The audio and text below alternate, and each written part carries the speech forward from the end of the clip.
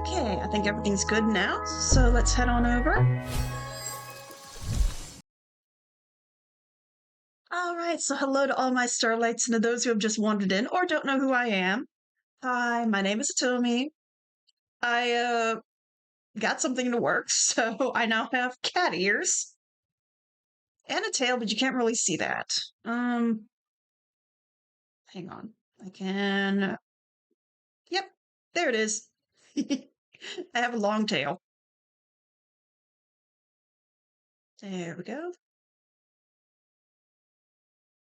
But anyways, I am Hitomi. I am a bit of a spacey lady who just likes cat ears. As if that's not weird at all. But anyways, we are doing more Honkai Star Rail. We are doing 3.2 storyline. I'm hoping we can get done. That way we'll be ready for when 3.3 comes out. I just don't know how long it's going to be. I mean, I have been spoiled about some things in the storyline, but I don't know about all of them. So, let's get on into it. Imagine chess in HSR. Hello, squirrel! Oh my goodness, Dream Elements kind of matched you with the Nidorino. And hello, Watson. Imagine chess in HSR? I mean, there is kind of. It would be very complicated, I would bet. But to those who weren't here last night... Hello, I am tired. I had a tournament today. Well, I hope you did well in your tournament. But yes, we have the Casteress. So now I just need to level her up. Yo. Yeah. I got her. Last 10 pull before I would have stopped to start saving up for an Axa and a ratio. And she came home first pull. So now I just gotta start working on her. Cast.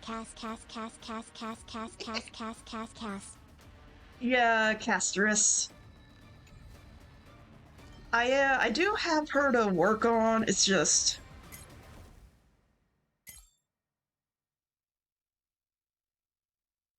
a lot of stuff I need to get.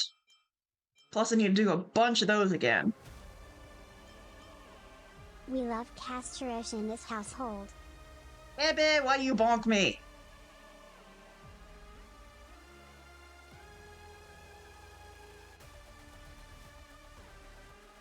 Jive you celebrate lurk. Really? You're gonna bonk me and then lurk? Okay, fine. Okay, so now let's get into storyline. BTW, I was doing the web event, and literally almost used characters were just sparkle, in every tab. I mean, mine was,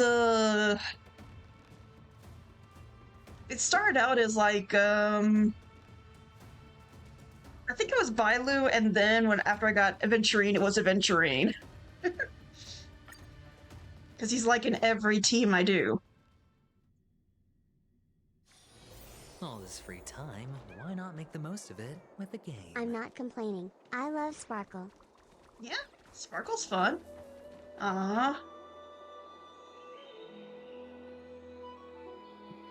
Okay, let me...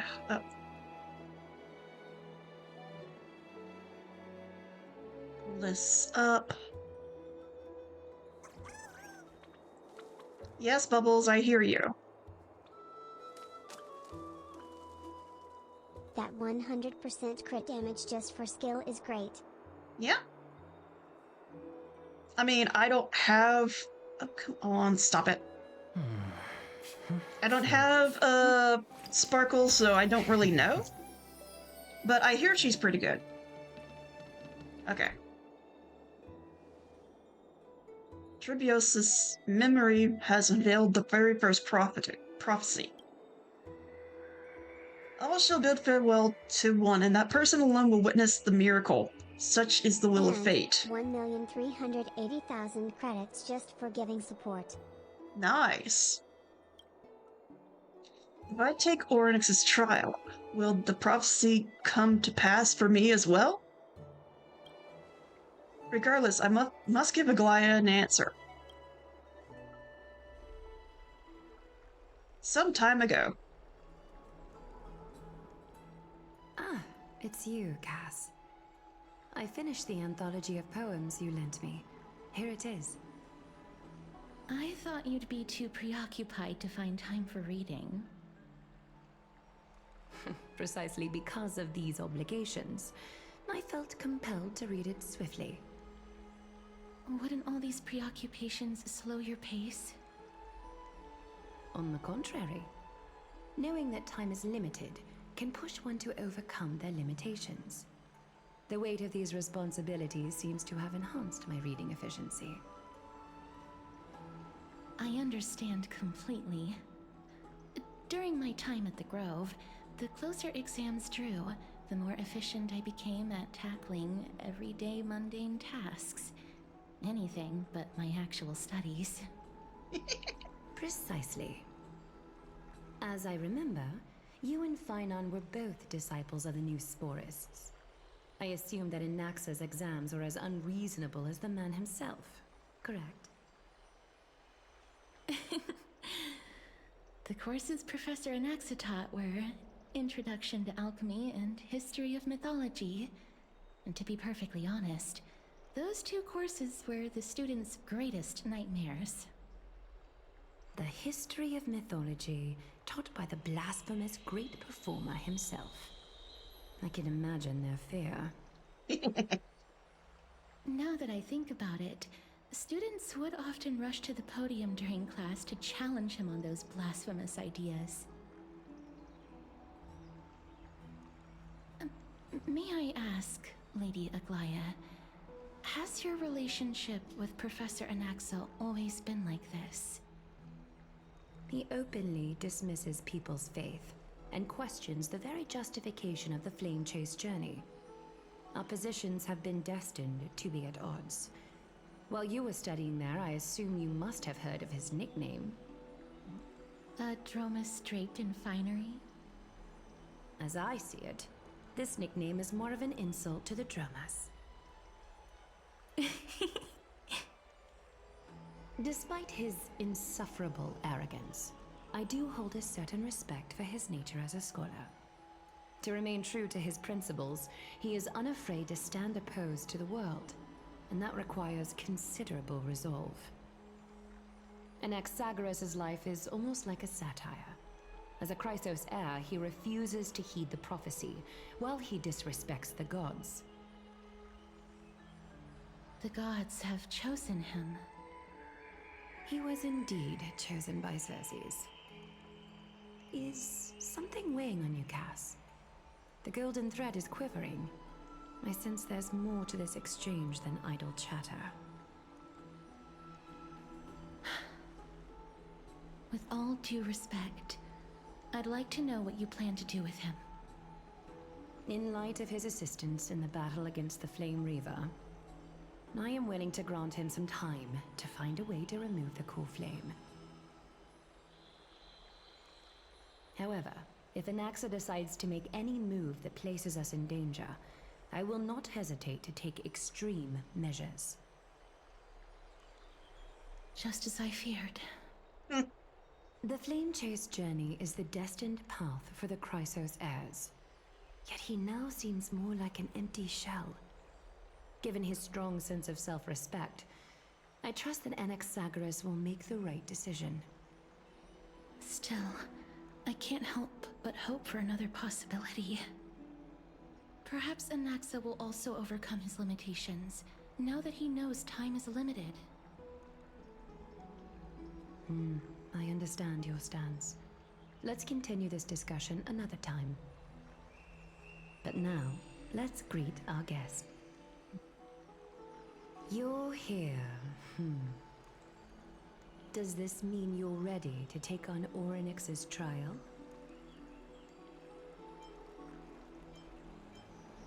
I'm still on the fence, but Mem wants to. I understand. It was the sacred beast's idea, after all. However, it warrants careful consideration, given their intricate ties to the Titan. Memmy mem, memmy mem mem, mem mem, memmy mem, memmy mem. Surrendering the core flame is a Chrysos heir's duty. Your selfless assistance is deeply appreciated. However, I urge you to carefully consider the risks of accepting the trial. Becoming a demigod means forsaking your humanity. You will inherit Orynyx's divinity and bear the time of Amphoreus, all on your own. From that point onward, your fate will be forever intertwined with ours, never to be separated again, until the end of Genesis. Are you trying to talk me out of On the it? contrary, you are the only one who qualifies to attain divinity. Yet, for that very reason, I do not wish to pressure you. Is there a plan It's B? exceedingly rare to find a capable Chrysos heir. If this path proves unattainable, I am willing to lower my expectations. There are still many priests of Yanissopolis and their descendants in the city. If I'm left with no other option, I'll try to find someone worthy among them.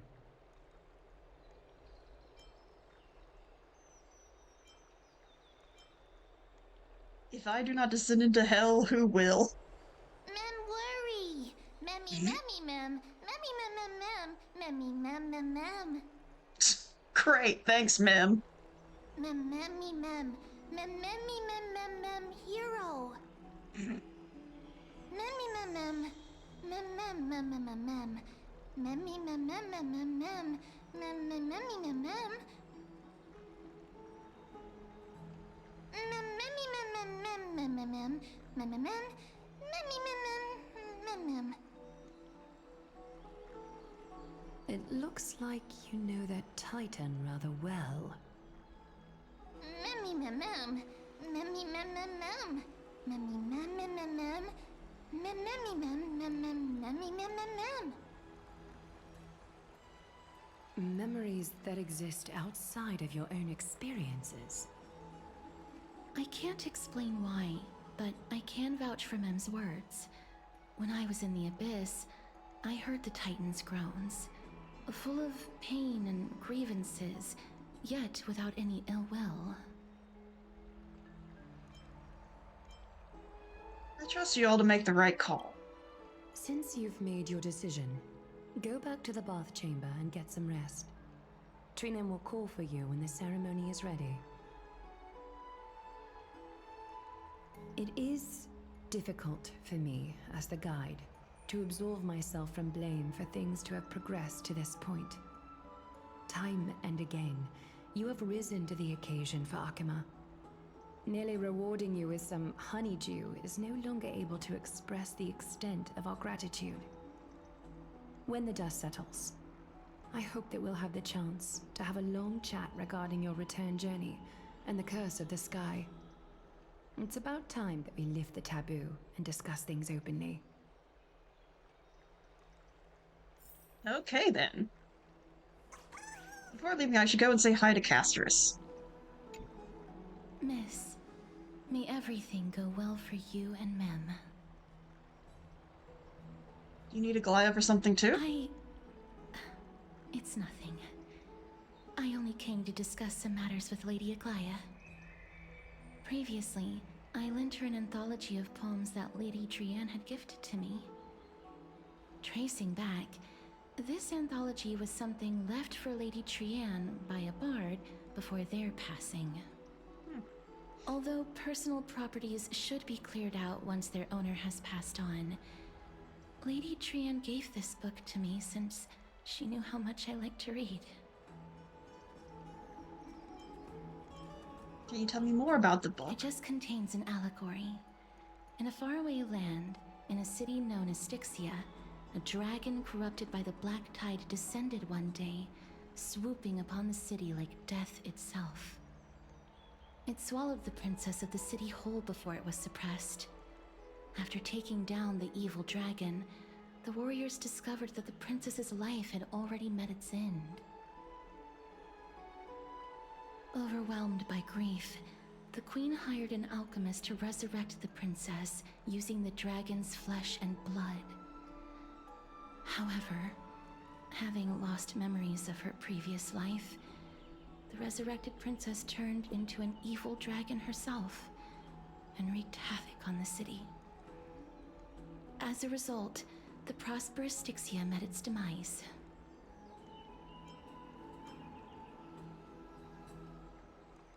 What a... I don't know, dark or touching? Seems pretty dark to me.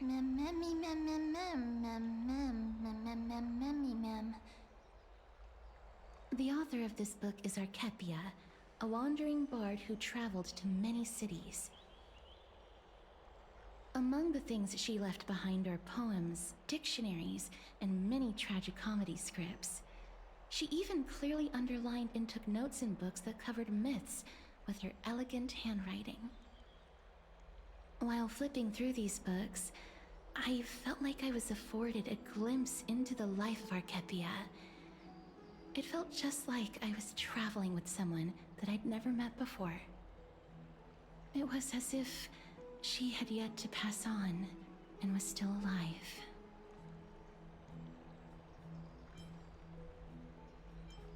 No one goes throughout life without leaving their mark behind. I mean, yeah. Everyone leaves a mark behind. That's right. Writing, drawing, and taking photographs. It seems like human nature to try and leave records of things. Speaking of taking photographs, when I was helping you to take the photo previously, I did not look through the photos in your photo stone out of courtesy. But I'm also very curious about the story of the Rosy Celestial Maiden. Despite having visited many cities in Amphoreus, I still understand nothing about the world beyond the sky. If there is an opportunity... Forget it. Let's talk about this in the future. For now, I only hope that you'll be able to complete the trial safely and obtain Orynyx's blessing.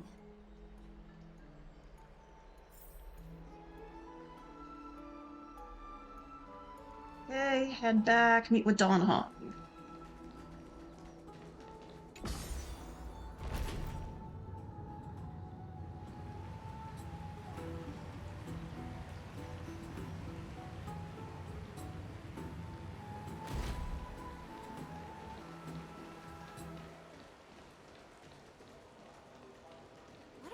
folks going to do next?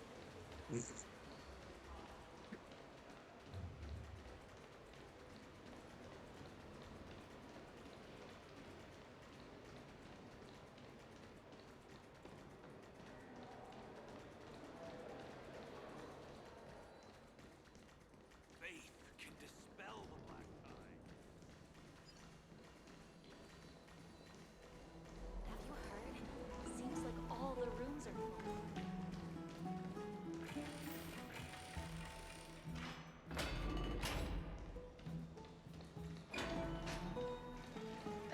Einon and Donhung. That's Citizens right. Assembly. Oh, partner, you're back just in time. This is something that the both of you should probably know. Some good news? Good news? I wouldn't call it that. Great. Do you remember the Council of Elders that was on our heels previously? It seems like they've made their move. Some background information for you.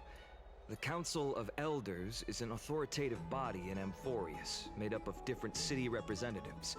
They hold legislative power over the Holy City, and are in charge of presiding over the Citizens' Assembly held once every few years. This is the most important social event of Akima.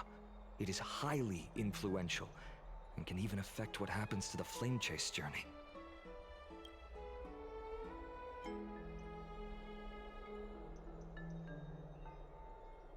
Tell me more about the Citizens Every Assembly. 5 to 10 years, the Council of Elders organizes a Citizens' Assembly at Dawncloud.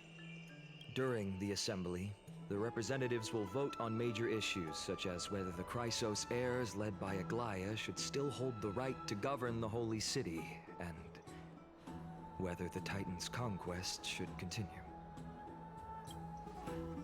Sounds like some sort of system to balance the heroes and the mortals. That is correct. However, the problem lies in the fact that there are ill-intentioned extremists in the Council of Elders. They view the Citizens' Assembly as a way to restrain the Chrysos heirs, and hope to take complete control over the Flame Chase journey. We can refer to them as the opposition.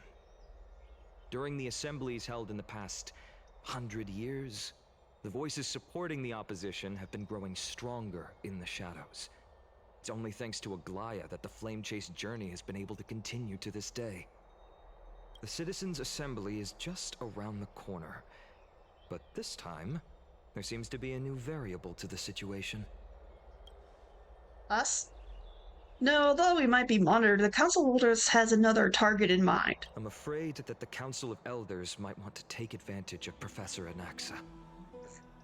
Oh goody. Aglaya will surely take back Cersei's core flame, but with Anaxa's current condition, it's so unique that nobody knows how taking the core flame away from him will affect him. He has always been someone that is only concerned about his own research. I'm certain that he must want to escape from the monitoring of the Golden Thread and protect himself. If the opposition were to offer an olive branch at this time... You suspect that he might betray the Flame Chase journey and defect towards the Council of Elders. Anaxa has never believed in the prophecy, so technically it cannot be considered a betrayal. However, he has taught many Chrysos heirs, and has long been considered an important ally of Akima. I truly do not wish to see comrades turning on one another. I have a better understanding of the full picture now. Is there anything we can do? As I believe in his character, I plan to plead with Aglaya and try to buy more time for him. Then, the greatest way in which you can help is for you to know what I am fighting for. We understand. Thank you for being honest with us. Things are piling up again. Hitomi and Mem are tied with with Ornyx's trial, and while I'm preparing to visit the Grove to uncover clues about the world beyond the sky.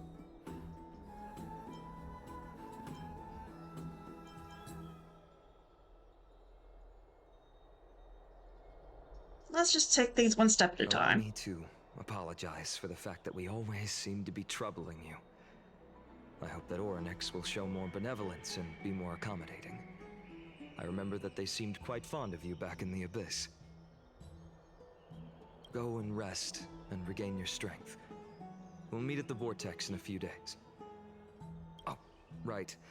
You can read this scroll if you want to find out more about the Council of Elders and the Citizens' Assembly. Okay.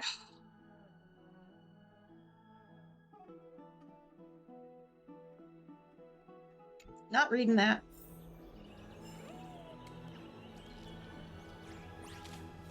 Rest up. No. Oh, out here now. Thought we were inside. Mem nervous.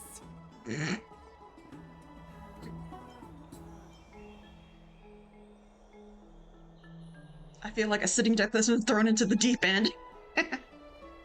Speaking of which, I don't recall seeing any rubber duck toys in the baths of Akuma. It seems like they only have these seals? Let's hope that everything goes well. After all, as someone who has earned the gaze of an eon, you should be able to overcome the trial of a regional god just fine. We've also unknowingly gotten used to sleeping with the midday sun shining brightly over our heads. Get some rest, Hitomi. Perhaps a new phase of our trailblazing expedition in Amphoreus is about to begin.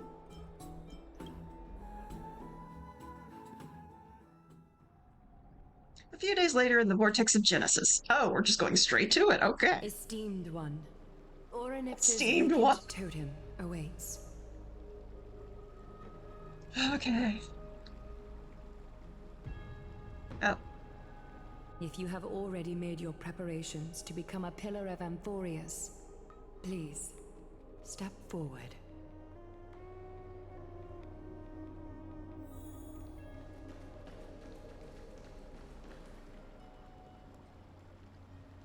Speak with Trinon. Little Gray and Mem, thank you. Your resolves cannot be questioned. We praise your pure selflessness and courage. May Kefali light your path forward. Get ready Bubbles. to assume Oryx's divinity, Trailblazer.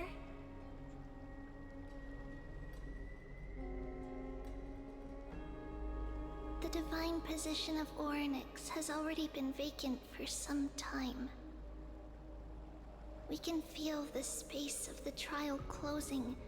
As there isn't much of their soul left, we'll have to complete the ceremony before their soul completely dissipates. Let's begin.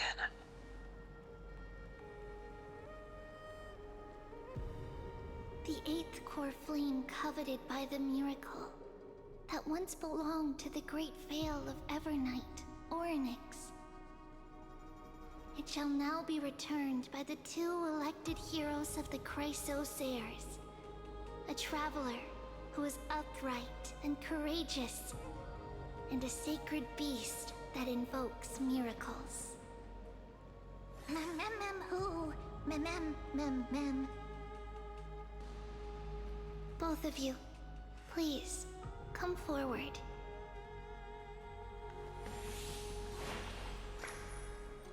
Recite along with us. O Majesty of the 12 Titans, pillars of the world, we seek your divinity to mend the rifts of the world. Fill our bodies with blood of gold, till we wither in willing service to the prophecy.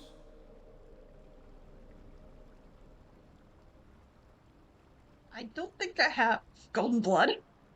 These are just words meant to make the prayer seem more solemn. Please, focus. Sorry. And surrender the core flame.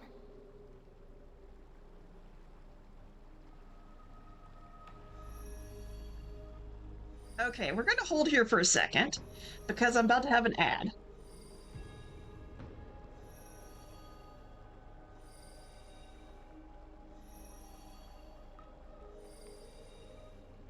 any second now. There it is.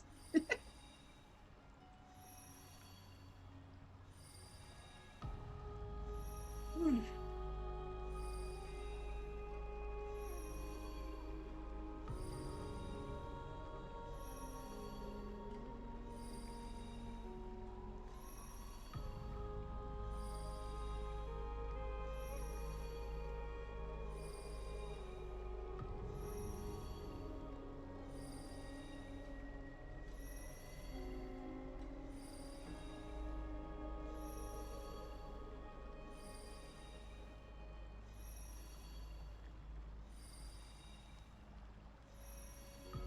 Oh.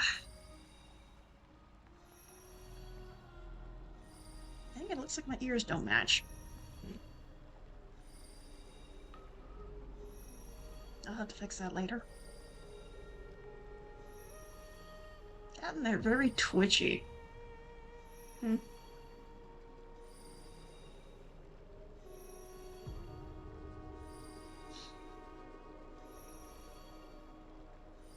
Okay, almost done with ad break.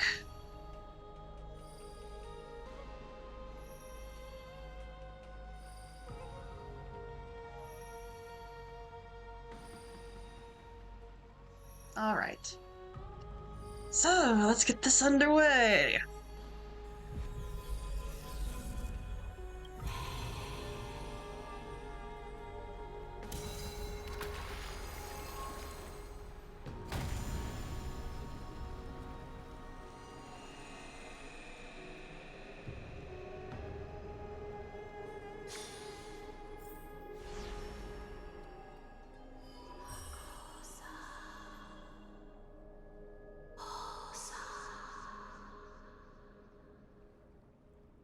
Oryx.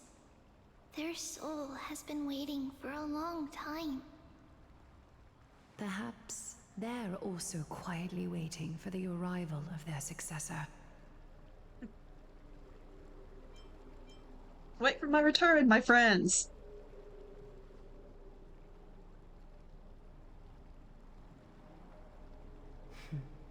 The last time I heard this, things didn't turn out that well.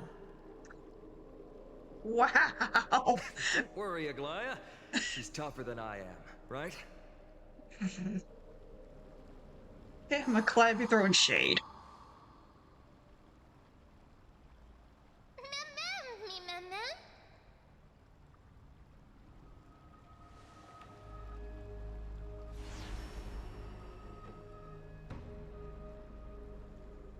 Traveler from beyond the sky, let us pray that the Titan acknowledges your worthiness.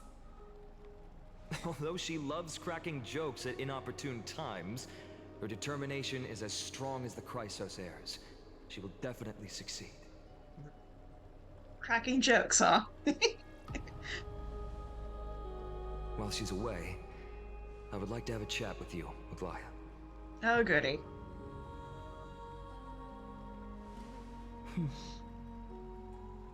Speak. I'm listening.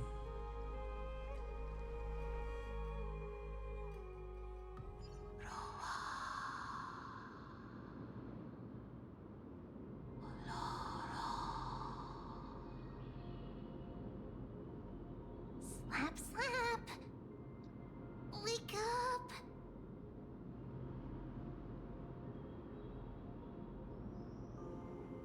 How is it? How do you feel?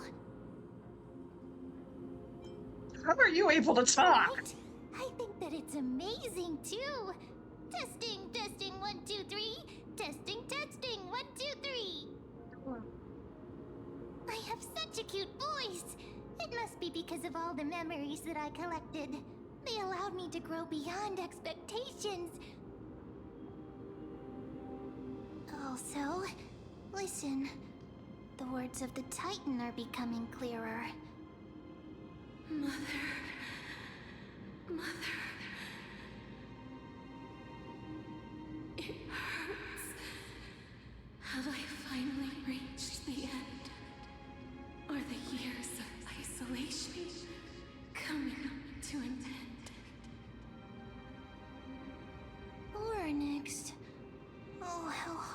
striking. Ever since the figure draped in the black cloak robbed them of their core flame, they have been relegated to waiting in isolation in such a confined space. We are going to help alleviate their pain, right? Memories broken. Mother, where? Mother? Who are they calling out for?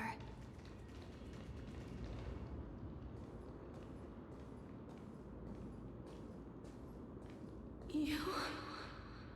It's you. I remember you. Skyfather has gazed upon you. Mother is calling for you.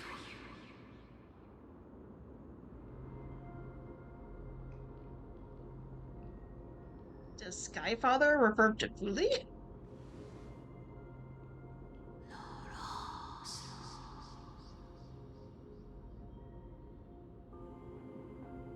Titan's words are indistinct. Each syllable emerges from the mist, seem to be cloaked in frost, symbolizing memory. Frost, just say! Skyfather has chosen you. Who is your mother? I think that's what it said.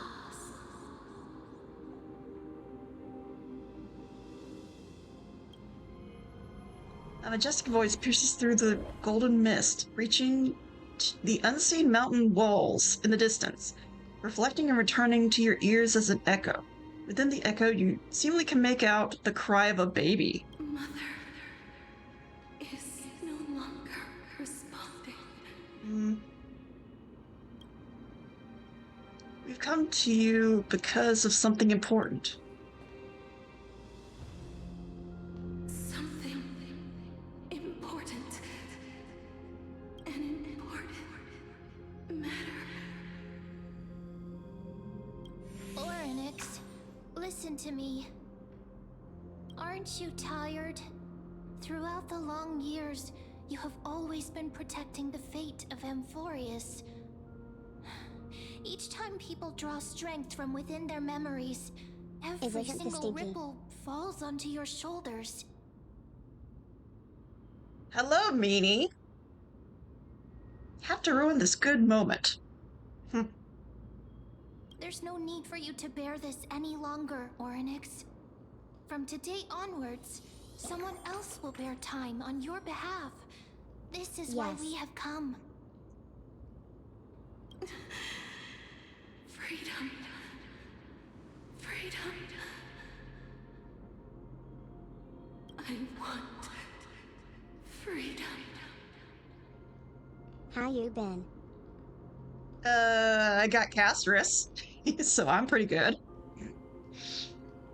Oh, poor child. Everything will be fine. Let us help you. You can have a good rest now. Nice.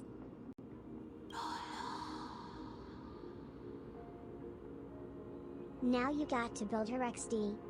Yeah, I know. I'm working on it. Leave it to us.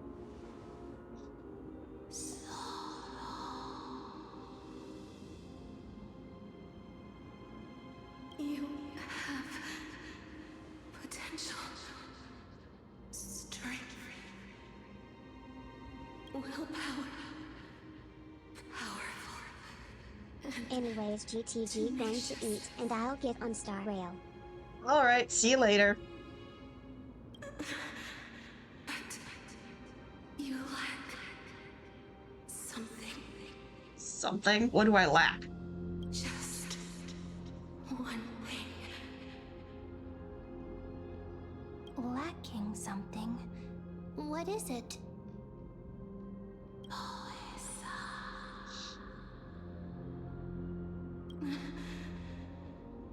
What you lack is a future. What? I don't have a future? How can I not have a future? I mean, yeah, sure, I got pulled out of cyberspace by Silverwolf at the beginning of this. But I mean, how could I not have a future?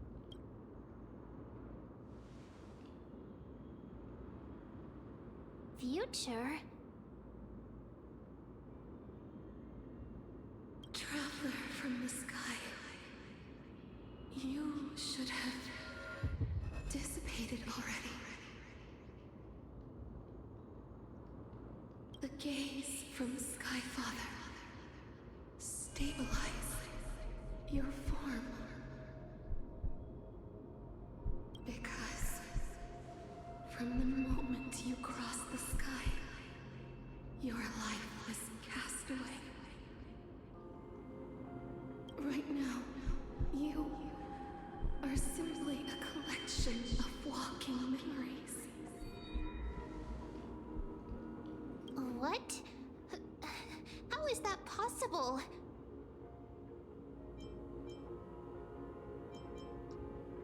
Do you mean that I'm already dead? I love how that just spells it out.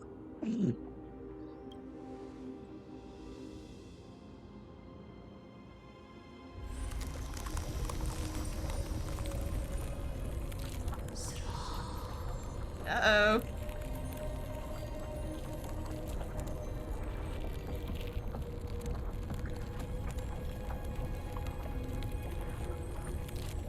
The space is collapsing. Someone must inherit the authority of time. If the pillar is lost, the laws of time will collapse. Amphoreus will succumb to eternal disorder.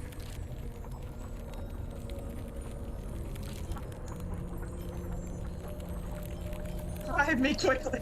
Time never compromises, never bears grudges, never forgives, never makes a choice. Child of humanity, Titans, Mother, Skyfather. Time restrains everything that exists in this world. Orynyx's divinity is dissipating? Is the trial coming to an end? Pathstrider of remembrance, my strength, I shall entrust it to you. What do you know about remembrance? The fate of the world, if you wish to save it. Go and find your future that has been stolen. Even if that means you'll have to cheat death. You'll have to challenge that hand of shadow clasped with unyielding fingers.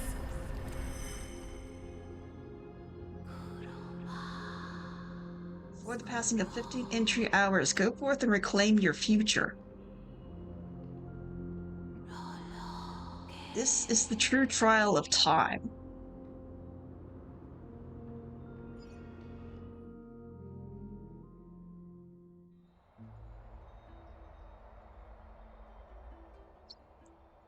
You're finally awake.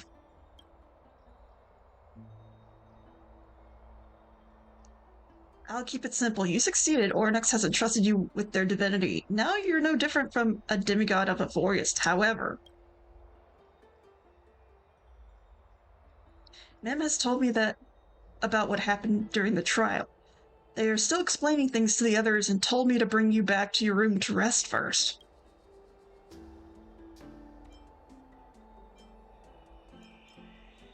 Titan must be joking, right? There's something that I've never told you. Oh, frickin' hell, what now? When we landed on the forest, our car was pierced by Nikador's lance. Do you remember? Back in the ruins of the abyss, this is what I had said. You passed out when our car got hit. I blacked out too. But not before dragging you out. It's a good thing we were in the car, or we would have been crushed to pieces. Actually, my account kind of made light of the situation. What actually happened is much more complicated. You were severely injured back then, with several wounds, gosh dang it, still bleeding profusely. I struggled to carry you out and used the last of my strength to stem the bleeding. But then, I was also hit by a flying rock and lost my consciousness. The last time I checked, you still weren't breathing. But when I regained consciousness, I saw that you were alive and full of energy. So I never brought this up again. Haha, you are knocked unconscious by a rock. No. How exactly did I come back to life? I'm not sure whether the gaze of Fulia has anything to do with this matter, but according to the Titan, you are living in the form of a memory right now. Just like those objects of the past in the miracles of Ornyx. Perhaps Mim is the anchor rope that ties you to the present. I assumed that they couldn't stray too far from you, but the truth might be the exact opposite. Stellar onto something. It's not time for us to despair yet. There must be a way to save you. Ornyx mentioned finding your stolen future and cheating death. Considering Mighty's indestructible body, it seems to suggest that there is some kind of miraculous power in Amphoreus that can even reverse death. The key seems to lie with the Hand of Shadow, whose whereabouts are unknown. Hey, are you alright? Great. Hey, Mim. I heard you two talking about Thanatos. Cass is also very concerned about the warning. She has left the vortex and returned to the garden. Shall we go and look for her? Thanatos is the Titan that Cass has always been looking for. Regardless of whether there are any clues, there's probably no one else that understands death better than her.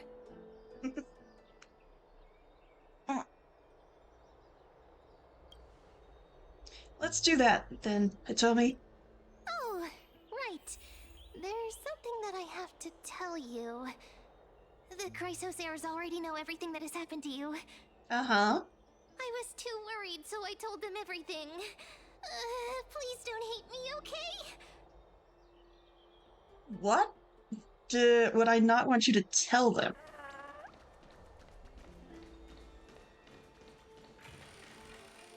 That I'm a walking memory?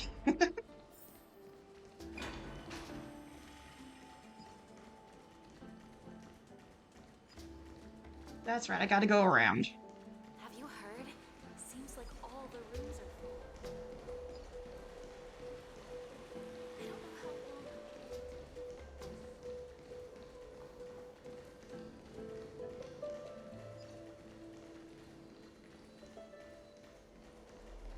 Have you heard? Seems like all the rooms are full. Did I just go in a circle? I just went in a freaking circle. Gosh dang it.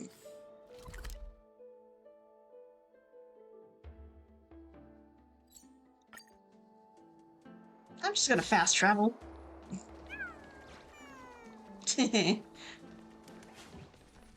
Miss, I'm right here. Hi, Castris. You hear soft steps coming closer, one step at a time. Please stay there and slowly turn around. For some reason, you feel like you've seen this scene before. You want to turn your head, but you glimpse a gash of purple rushing past your face. Then, a chill seeps through your skin, spreading into your veins. Thump, thump. Your heartbeat begins to slow.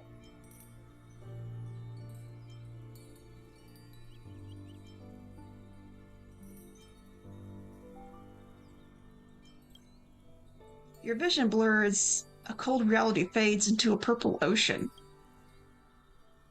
And then... Please pardon me. Testing me, Cass? Ah. A subtle fragrance of an unnamed flower fills your senses. Its sweetness makes you forget the need to breathe.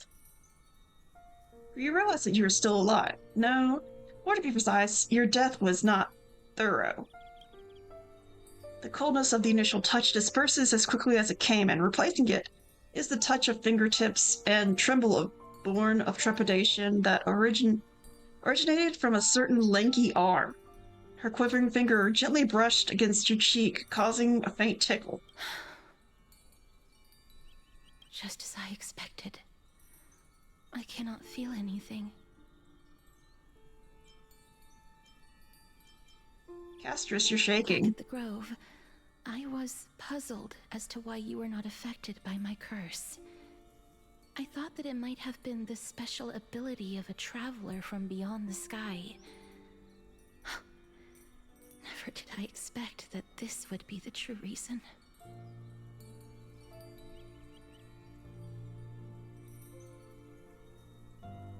I'm sorry. I should have noticed that something was amiss earlier.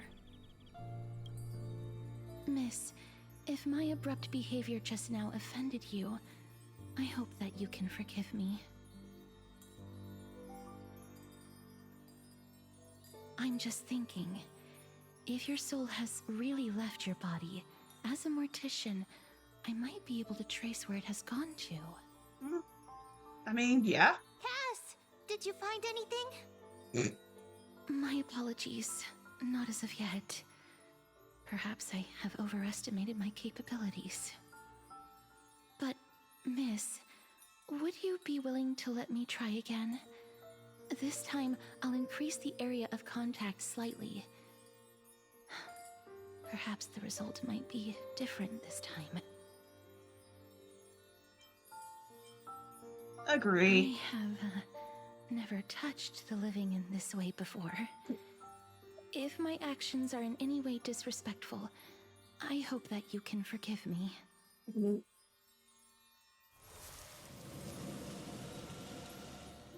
Castris once again places her palm on your face. Her shiver calms somewhat this time.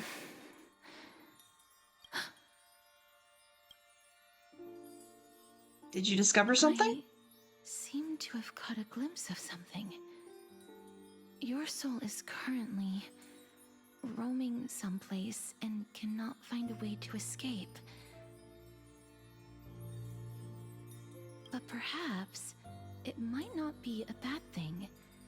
If your soul is still wandering around, it means that we still have time.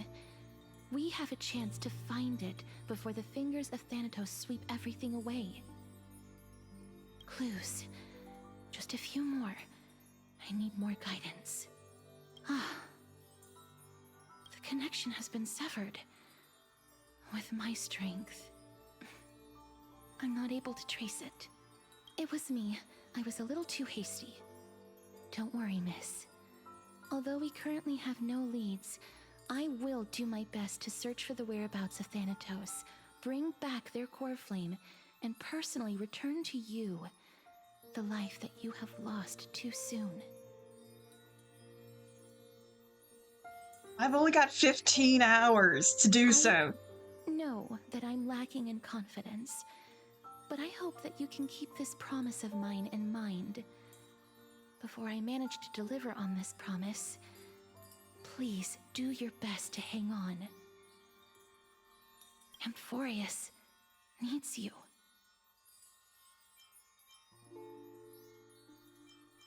I'll do my Lady best. Aglaia and Lord Finon are currently discussing some matters in the paths.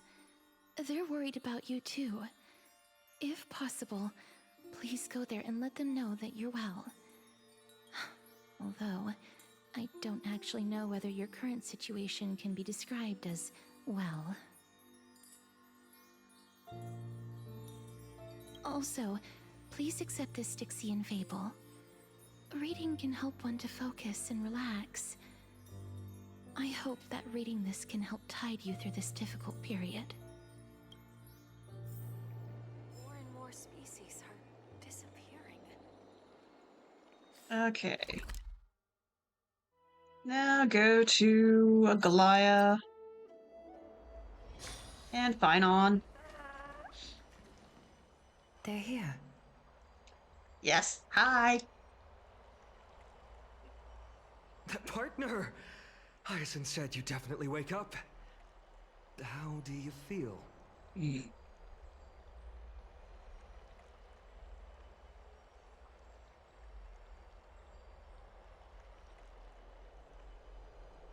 She can even take the pulse of someone who's dead? No. I beg you, please forgive me. You've completed the trial of time, and I have to admit that the process went better than I expected. Even in the end, that Titan's heart still showed a soft spot for humankind. However, I never expected that. Two people who have cheated death would appear in Akima at the same time. That's what we have been talking about. Mighty has been in Akima for such a long time, but has no one thought to study his indestructible body? If there were even any minor breakthroughs, we wouldn't be as clueless as we are right now. Many have had this idea, but so far, there have been no results. If it were successful, Thanatos wouldn't have disappeared without a trace. Nevertheless, now is not the time for us to give up. At the very least, we can still see a glimmer of hope. Cypher. If anyone in this world knows the whereabouts of death, it would be her. Oh, goody, we get to go I'll beat try and Cypher. get her to return to Akima, but do be prepared for a less than ideal outcome. Please understand that throughout the history of Amphoreus, no one has ever managed to escape the clutches of death. At the end of time, Thanatos silently awaits all. Thank you for your It help. is my duty. We too require you to bear the divine position of time. Of course. But before that, just What's wrong, Aglaya? omens always come in pairs. A tiny air current will eventually brew into a storm that tears the sky apart. It's Anaxagoras. He has initiated contact with the Council of Elders. Oh, goody. In the end, it has still come down to this. I earnestly hope that your assessment of him is accurate, Finan. Otherwise, the efforts of my teacher and I of the past millennium might be reduced to dust because of that great performer.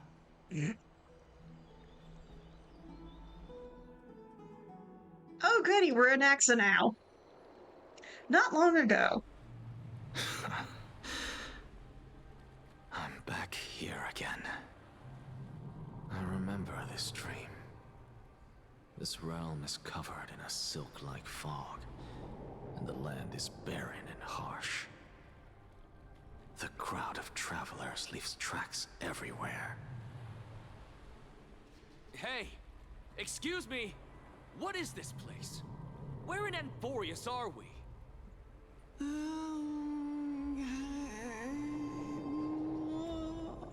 That sounds creepy. The mutters of the traveler are in a language I'm unable to comprehend. Or perhaps they're just distracted and ignored my question. Tell me, which Titan reigns over this land? And how do I find them?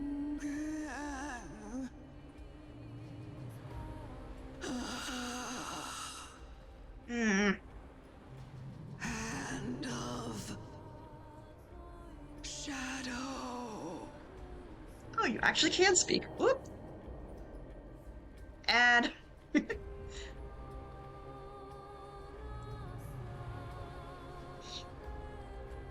Hey, at least it's on a nice screen. so Anaxa has dreams about the land ruled by the Hand of Shadow, which is where we need to go.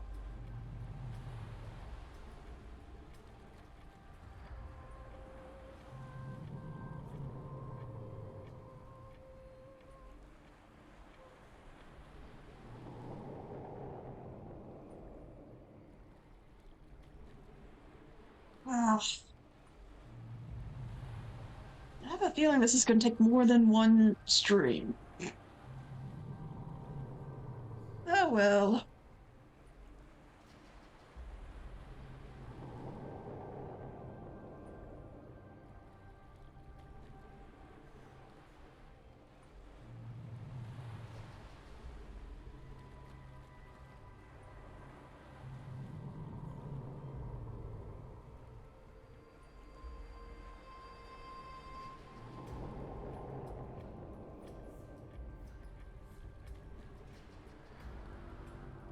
Okay, ads are done. We're back to it.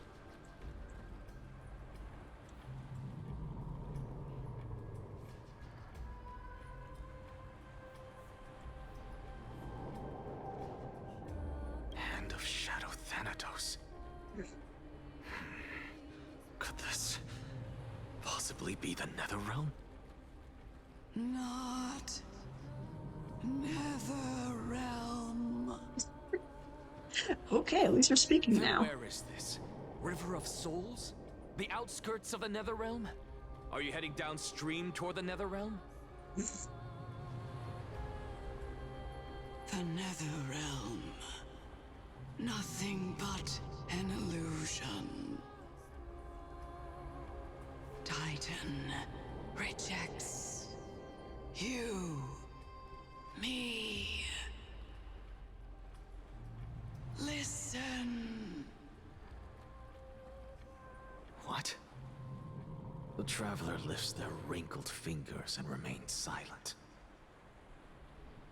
I look in the direction they are pointing and listen closely. There. A massive shadow brought the sound of rushing tides. The sound of tides. I can hear it.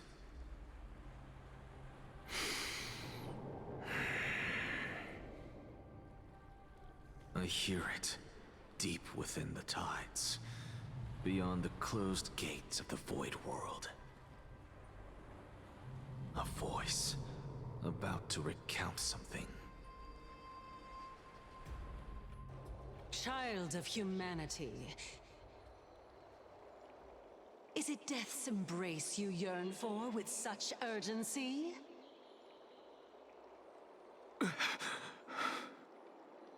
Oh, He got woken you've up. awoken. Welcome back to the mortal realm. Your consciousness is dissipating much faster than I expected. Ultimately, it seems like the Titan's core flame is incompatible with a mortal body. How much longer can my consciousness remain in the mortal realm? In my estimation, at best, you'll see 15 more entry hours. It's not a quickening.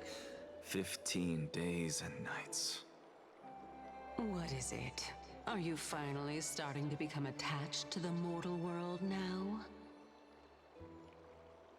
On the contrary, 15 days feels a little too long for solving a singular problem.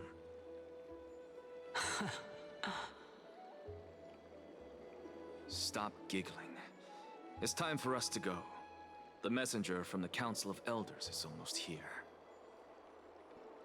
Let me ask you one more question. Are you really planning to betray Aglaya's will? What betrayal is there to speak of when I was never loyal to her to begin with? What about that white-haired student of yours? Acting so recklessly, do you not care about what might happen to him? There will be a price to pay for blind faith. This is also a lesson for Finan.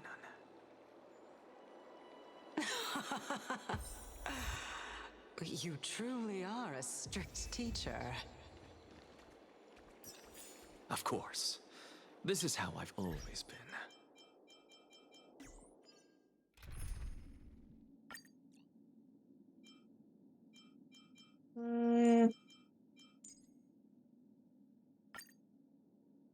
Since he's part of the storyline, why not?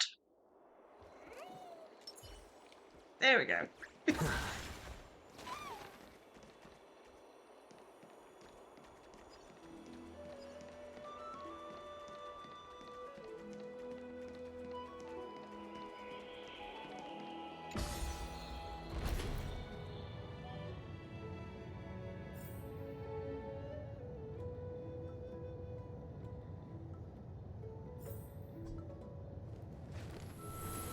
All things are connected by origin and are made.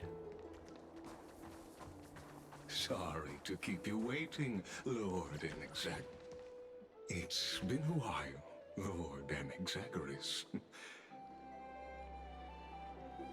I greet you on behalf of all the citizens of Akima and express my deepest regret about what happened at the Grove of Epiphany. It's you. I never expected that you would personally come and meet me. By carefully into Lantern above, I have come as a testament to the justice of the Council of Elders. There are Antikytherans here? They have been a rare sight ever since the Chrysos War. What's it now? I extend to you my utmost respect, revered Titan. I am Lycurgus, though you may call me Lygus, holding an honorary position within the Council of Elders in Akima, and as the Theoros, I stand to protect the right of all upright citizens to express themselves freely. You can see them too? You know about us. We Antikytherans perceive the world through the amplitude and frequency of souls. Just as I am conscious that Lady Aglaya is secretly listening in on our private meeting from afar, if necessary, Lord Enexagoras, I can sever the golden thread to protect your fundamental rights. The demigod should know better, for such is her station. Spare those poor threats, and just let her listen to my words. They shall serve only to unveil her own folly. May I interpret this as you... Oh my goodness, hello! Thank you so much for the raid! I need not any plan, Alpha raid. because she can do nothing. Thank you other so than petty much! espionage. Hello everyone! My As name the is Citizens' Atomi. Assembly approaches, and with Orynyx's fall, any attempt to capture the core flame within me Hello. will only Alpha usher 59 chaos AO. and calamity. A truth she undoubtedly comprehends. Okay, I'm sorry, Anaxa. Shush for a moment. Hello, my name is Atomi. I am a spacey lady, who right now has some cat ears, just because I was testing them out, and I just like them. Anyways, we were playing Honkai Star Rail 3.2 of the Amphoreus storyline. So if that's not something you're up to right now, or if you want to keep it spoiler-free for yourself, please, feel free to just click out. And also, if you need to take care of yourselves, if you need any food, water, sleep after a long stream, please take care of yourselves. But those who want to stay, hello and welcome in. Like I said, we're going to be doing the storyline of Amphoreus. Currently I have feelings, but I'm going to see how it plays out. But yes, thank you so much for the raid. Actually, hang on. I need to get better at doing this. stuff.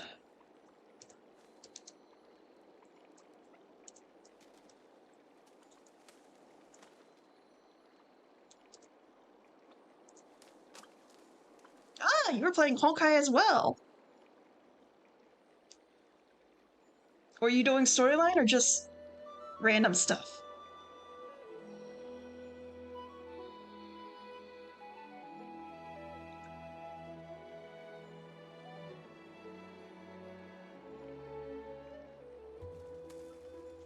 Getting a sip of tea before we get back into it.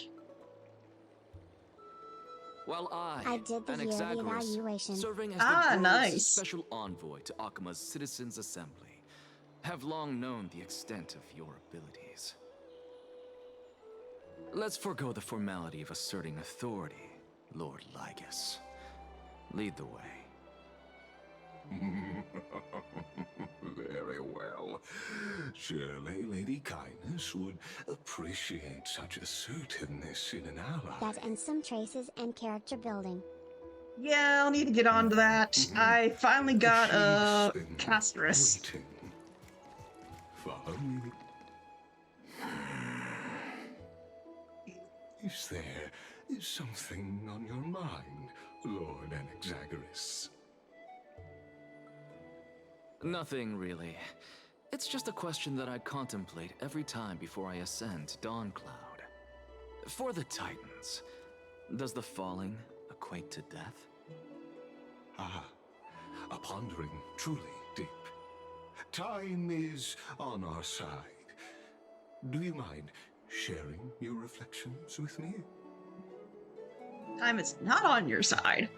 While all living beings must ultimately face their demise, I finished building Kefali Ireland finally. has yet to meet Ooh, theirs. nice. I like Their Erland. journey No one really continues likes him that much, unhurriedly but I love him. along this long path.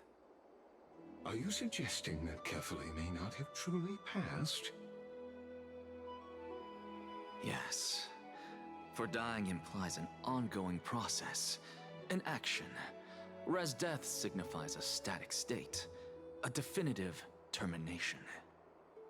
In contrast to mortals, Titans exist on a grander scale of space and time, thus elongating their My passage audience self into found death. pulling and building all The characters. notion of their Same. fall is but a misinterpretation. I want all of them, and I want to build all of them so that I have the opportune chances in all the different An intriguing events. concept, albeit challenging to substantiate.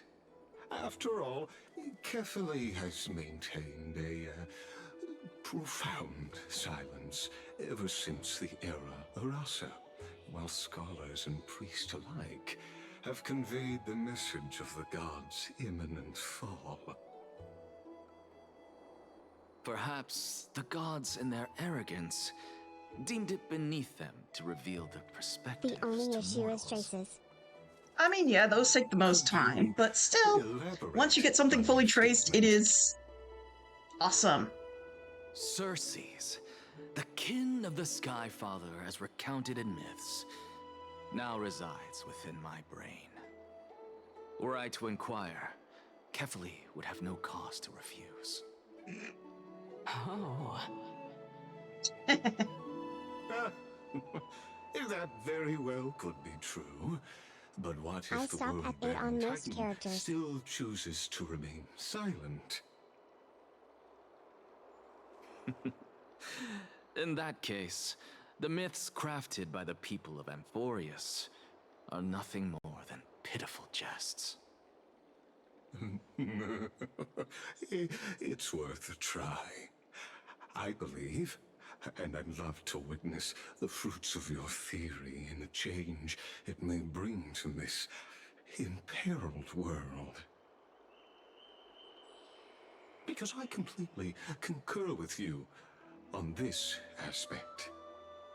If the Titan has indeed met their end, any response from them would be impossible.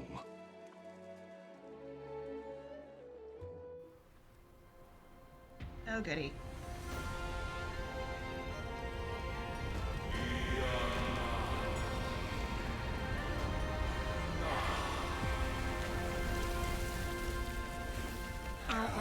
Humanity has followed.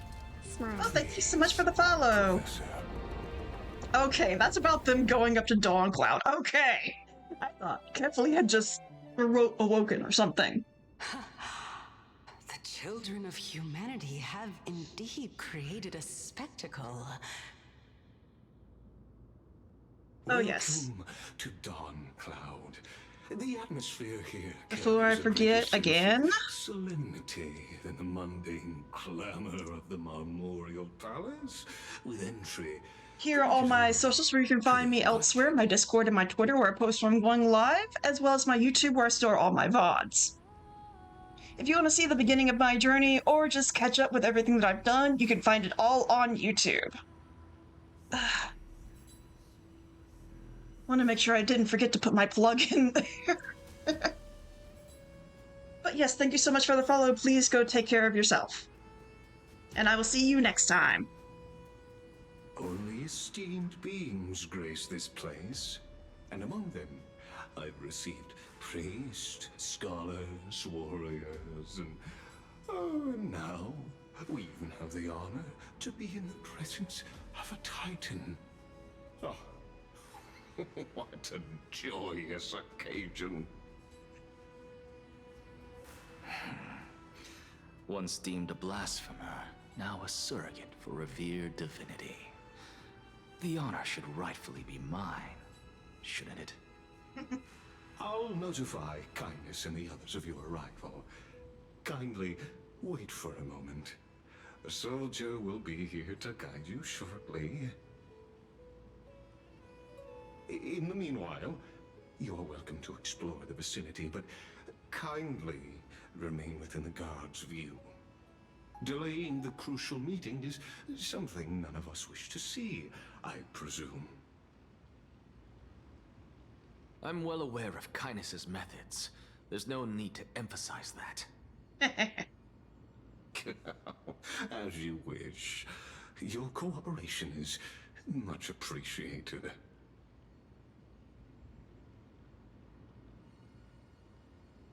Alas, I had hoped for a brilliant plan from you, but it turns out you just left one cage to enter another.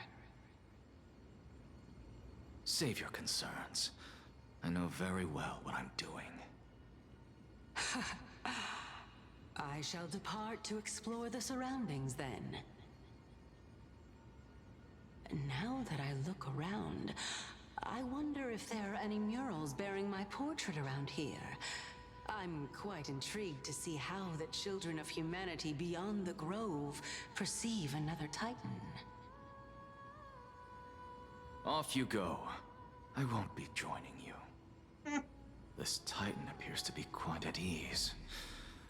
I should investigate the Council of Elders' recent activities first. Be aware, I can hear you perfectly well from here.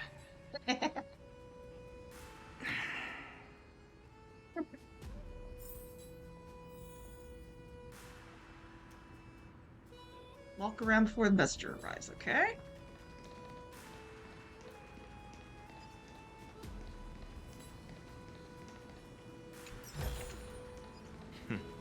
Go melt it down.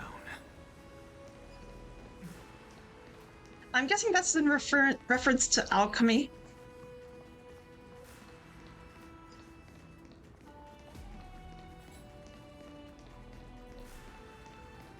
Professor Anaxa!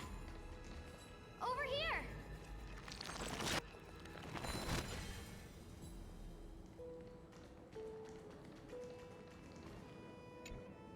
Professor Anaxa? Word has it that the scholars of the Grove valiantly perished resisting the Black Tide.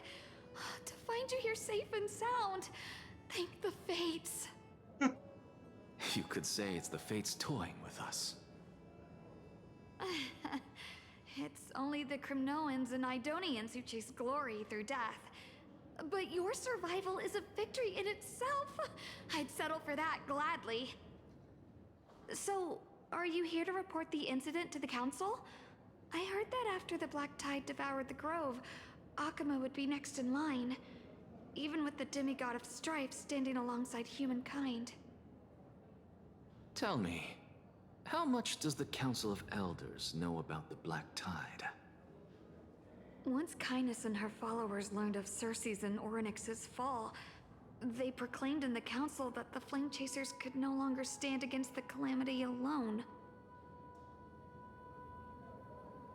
Yet, when the Crown Prince ascended to godhood and repelled the Black Tide, she immediately altered her tune, declaring that all was resolved beyond Akama, with the only remaining menace now being Aglaya and her adherents. They might well make their move at the upcoming Citizens' Assembly. No surprises there, those shifty opportunists. Thank you for your honesty, virtuous student. Being an opportunist could very well be a facet of wisdom. Shouldn't you be searching for murals of yourself? I've had enough of your prattling. I was really curious to see how you would find the middle ground between both factions, so I came to listen in. But it seems as though this Kindness is much more ruthless than Aglaya. If so, why do you want to work with her? Could it be that perhaps you've decided to readily surrender this hollow shell of yours, just because you feel like death is fast approaching? I'm afraid you'll be sorely disappointed if that's what you truly think.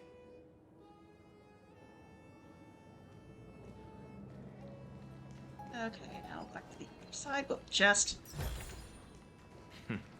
Go melt it down.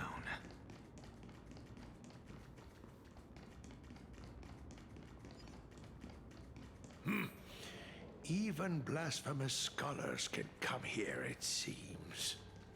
Hello, priest. Anaxagoras, I thought that you had died to the Black Tide, just like the other scholars. As Kephale's priest, are you not aware of the decorum of respecting the dead? Surely you jest. You blasphemous heretics are not worthy of respect from the Supreme Being. Let me remind you that you're currently in Dawn Cloud, so you'd better keep your deranged language to yourself. I am no longer that altar servant from years ago, who could only acquiesce to the commands of others. Now, I have plenty of ways to deal with people like you. I'm not sure whether I should laugh or cry right now. I can't believe that a follower such as you could have been made by a creation titan. As I see it, a dead titan can't provide you with this level of confidence, right? Then who is it exactly? Could it be Kindness? You. Seeing how fond of you Elder Kindness is, I shall let that slide for now. Leave immediately, and don't impede us from receiving the Supreme Being's blessings. Seeing as we were able to hear of this matter from the mouths of others, it seems that Kindness is indeed quite sincere toward us. Perhaps this affair will proceed smoother than I had anticipated. Oh my, what a thrilling confrontation. As expected of one of Kephale's followers. Are you praising or insulting him? Praising him, of course. As a believer of the God of Deliverance, it is only natural that he detests evil. Didn't you hear me? I asked you to leave. Go as far away from here as possible. Don't mutter to yourself like some sort of madman and disturb my meditation. I've had enough of this. Could the 15th entry hour arrive any faster?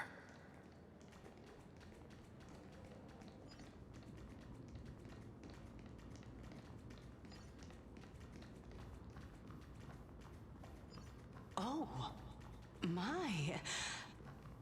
Every plant, every tendril, no, even every leaf could be the embodiment of Circe's. As a result, Mere mortals who did not know what the Titan actually looked like chose to paint them as a giant tree instead. Their wisdom was portrayed as fruit, to symbolize how they shared their knowledge equally among the masses. Such exquisiteness indeed. This mural is quite abstract. I really can't tell whether you are praising or demeaning yourself. Now I'm quite curious whether the Reason Titan has studied figures of speech before. Of course I find such stylistic devices interesting. For all we know, this could be the answer to the question, what exactly are we? I, for one, am not willing to admit that I could look this ugly. Was this the reason why you failed in your attempt to refine my soul when you were ambushed at the Grove? Since you are aware of this, why did you save me back then? From my perspective, this point alone was enough to separate you from the average person. How do two lunatics coexist in the same brain? Therefore, it seems that your journey to Dawn-Cloud this time is not just to seek protection. What, then, is the intention behind your actions? The entire plan is stored in my memory, so why don't you look there? Then don't mind if I do. 1 year old, 2 years old. Going through his entire memories. Oh my. Even a member of the preeminent Seven Sages must hug his droma stall to sleep? How interesting. That's enough. How unusual. Your soul is actually trembling. This must mean that behind this toy hides a secret that nobody knows, right? Since our days are both numbered, I don't mind telling you more about it. This is a present that my sister gave to me. It's a doll that was made to look like our family pet. So there are other members in your family, eh? Are they also living in Akama? Don't you just love to pick through my brain? Go on, continue flipping through my memories. It won't take long. You'll discover the answer when you reach the memories of when I was 5. Oh, the black tide is everywhere. I can't bear to look. When I was young, I couldn't accept this outcome either. Georios, Aquila, Kefali, and you, of course.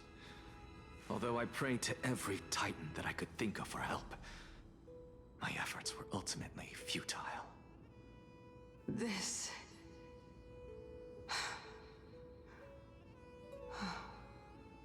Could this be the inception of your research into alchemy?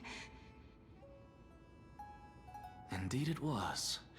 Everything started from that verdant courtyard of yours. When I was pursuing my education there, I naturally also came to learn of the Thesis' theory as well.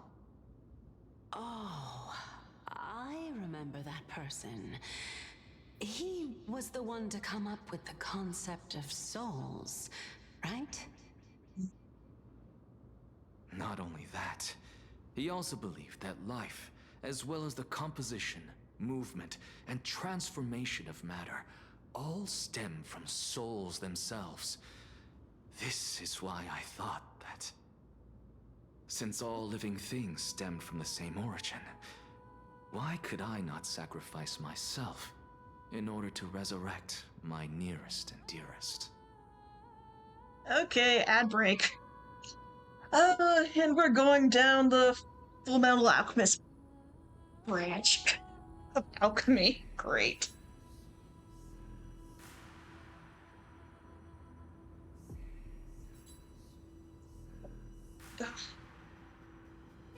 Mm.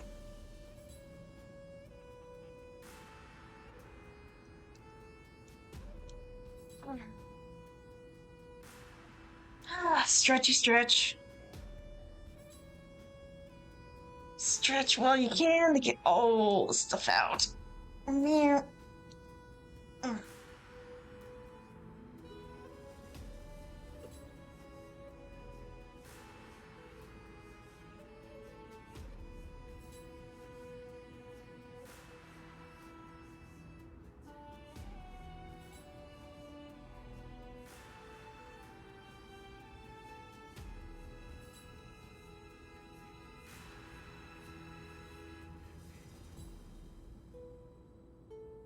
Okay. Back for Mad. I'll wait till next ad break to try and look up how many chapters there are in this.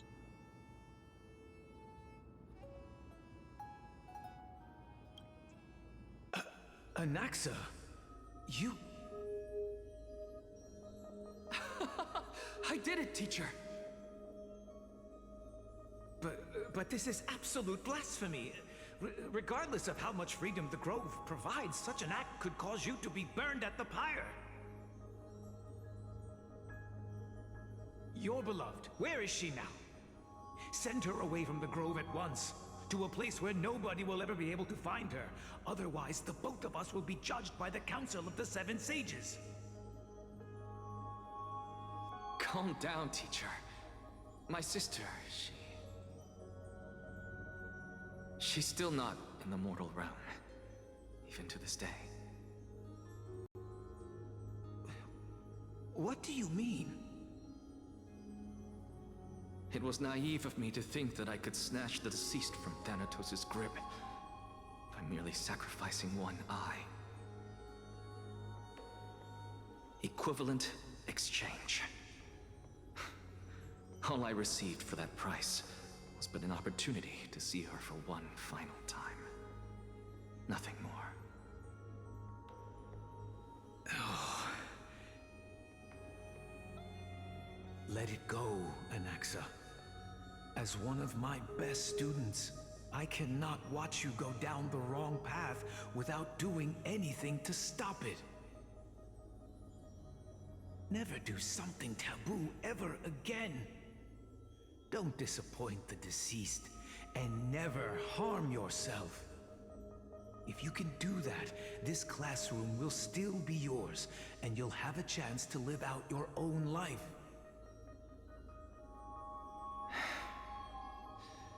Since I was able to see her one last time, I have no other desires. That's a lie. You're right, teacher. It's time for me to start a new life. I am sincerely glad for you, child. Now then, what topic would you like to study? I wish to continue Thalesis' research. Continue the research into souls, but you know that the Grove has long since understood his philosophy like the back of their hands. Even if you continue digging into this subject, your efforts will likely be futile. No, teacher. After my fleeting glimpse of the deathly fog, I finally understood a single truth. Since ancient days, our understanding of the souls is but the tip of the iceberg. I may have lost an eye, but my view of the world has become clearer than ever. I have grasped the truth with my bare hands. Watch as I turn this farcical world upside down. Of course. Who would have thought such a secret lay concealed beneath that hefty eye patch of yours? However, This story doesn't seem to be connected to your plan. In fact, I'd say that they aren't related at all. The answer lies within the tale. If even you cannot understand it, perhaps you should relinquish the divinity of reason to me. After all, it'd be a waste for you to hold on to it. Wow. My story ends here. Now it's time for you to tell me your secret. After all, this is what equivalent exchange means, correct? As expected, you laid a trap for me to step into. Unfortunately, even if I was willing to talk about my past, I may not know more about it than you do. Oh? Are you saying that the renowned Reason Titan is now admitting a lack of wisdom? Your followers are going to be sorely disappointed by this. Child of humanity, remember this. Being cognizant of one's ignorance is the greatest wisdom of all. Now I understand. No wonder you asked me to answer your random, nonsensical questions. Not only that, you're the only one who can shed light on my query. As the saying goes, onlookers see most clearly. Is that so? Lord Anaxa. Hmm? I saw you muttering to yourself and was wondering whether you were caught in a delirium of reflective thought. I'm sorry to interrupt you, but time is of the essence. I have a message from Lord Lygus. Lady Kindness has met up with the Council of Elders and is awaiting your arrival, so please depart forthwith.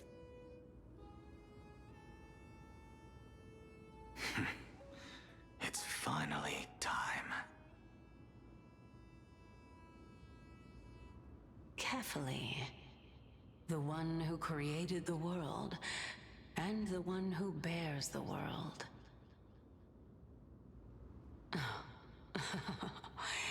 If you truly have not met your end, how will you answer the challenges of those who defy you?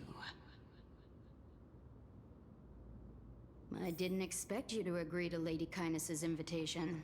What a wonderful turn of events. To tell you the truth, there are many people who hold grudges against that Lady Gold. Isn't that the dromas draped in finery? Avoid his gaze. I don't acquaint myself with blasphemers. Don't worry. He's too full of pride to pay us any attention. Your nickname is Dromus as well? You must really like those creatures. A student of Empedocles? I hear that his views run counter to the Venerationists. This is what being a scholar is about. A collision of ideas only occurs when there are differences in beliefs, and it is such collisions that lead to progress. Yet Lord Lygus and Lady Kindness are just ahead. I'll take my leave for now.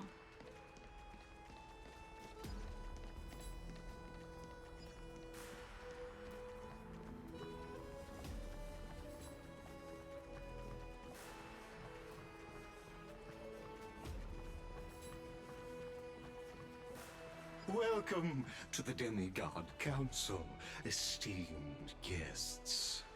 Demigod Council?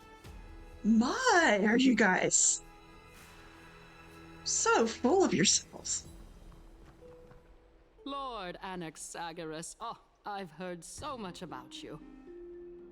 Head of the Nusporists of the Grove of Epiphany, notorious blasphemer, a Chrysos heir who bears Circe's core flame, a survivor of the Grove calamity.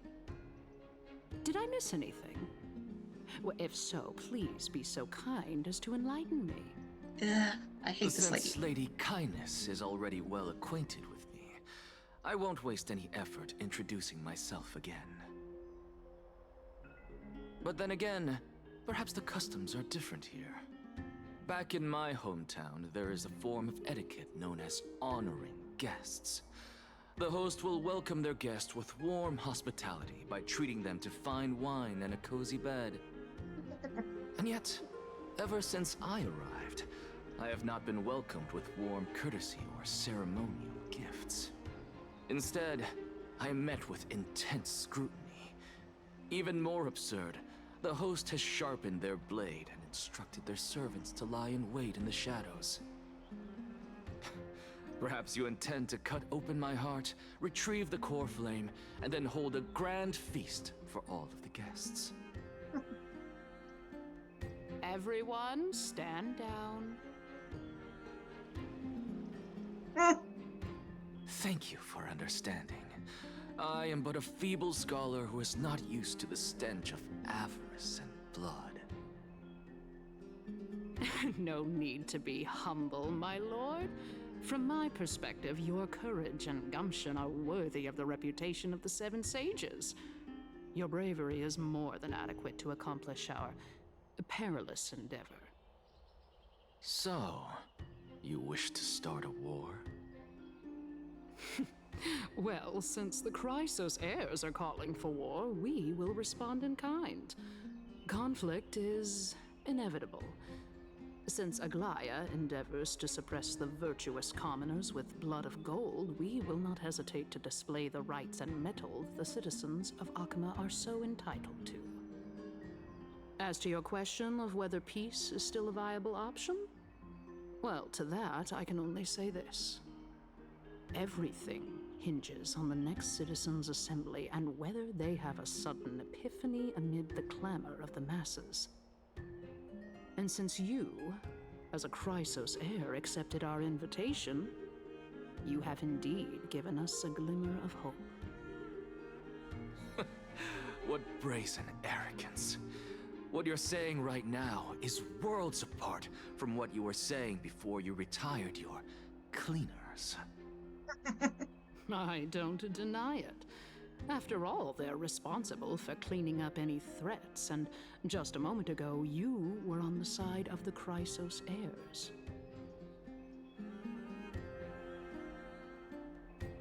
Get rid of that. Banning a bot, hang on.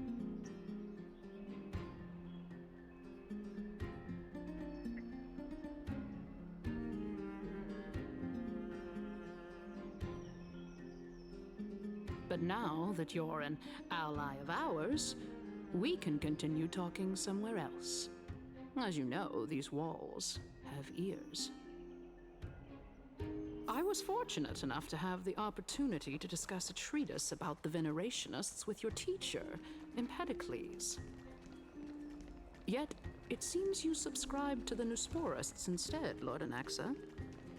I've heard that this school of thought is one with many detractors. It's normal. Welcome back to the hub of the Demigod Council, Lord Anaxagoras. Surely you remember that countless eloquent orators have stood in this spot before and emerged victorious by stoking public sentiment with their words. And yet there have also been innumerable blasphemous philosophers who set themselves up for failure because they refused to defend their actions. This tiny stage is the most profound embodiment of Akama in centuries. In 15 days, this site shall also become the most important, as well as the final turning point in Akama's history. May the both of us carry out our duties with honor and lead the masses back toward the Erechrysia, a golden age with no death, strife, or trickery. Oh my, 15 days and nights. That aligns perfectly with the date of your demise. Could such a coincidence truly exist? Using death to prove myself fits my intentions perfectly. What strong conviction you have, as expected of the hero who dared to stand up to the Gold Weaver. As expected, she misunderstands you. That's enough, Lady Kindness. Dispense with the niceties. I only accepted your invitation so that I can serve the commoners alongside the members of the Council of Elders. Don't test my patience with such superfluous formalities. Well, you say that now, but surely you also require my aid as well, so that you can stay alive even when being pursued by the Golden Thread? You worry too much. She won't show her hand too freely, as she still needs to garner support from the masses at the Citizens' Assembly. Even someone like me can tell that only a sliver of her humanity remains. Surely you're not asserting that she will definitely act in a rational manner. As you're no doubt aware, Aglaya covets the core flame that I possess, which makes it the bargaining chip that allows me and the rest of you to negotiate with her. However, in return, I'll need the Council of Elders to support me as much as possible. Naturally, this includes the guards as well. You're well aware how valuable Cersei's core flame will be in the era crisis that you are desperately pursuing. Talk is cheap, so you'd better act prudently as well. I understand. After all, this battle of wits is just a means for each party to acquire what they need. As long as your request is reasonable, the Council of Elders never shortchanges its allies. Since we're both intent on mutual cooperation, let's not mince words and just speak plainly to each other. Let us decide how much we can secure for ourselves and how much we're willing to sacrifice, like true philosophers, with our words and wisdom. Okay. Continuing from the earlier topic, let us discuss our common enemy, Aglaya. She is the second most experienced Chrysos heir across the whole of Akama, who has gradually lost her humanity to the ravages of time and the ablation of the core flame. A formidable opponent indeed. Admittedly, there is ample reason for her to take your life. Yet your previous reasoning is quite sound. As a seasoned political animal, it's unclear whether she will actually cross that irreversible boundary. Moreover, she still needs you alive so that the Titan's trial can be completed. Is there anyone present who can swear by the sacred vow of Kefali and guarantee that you weren't in league with that woman before coming here?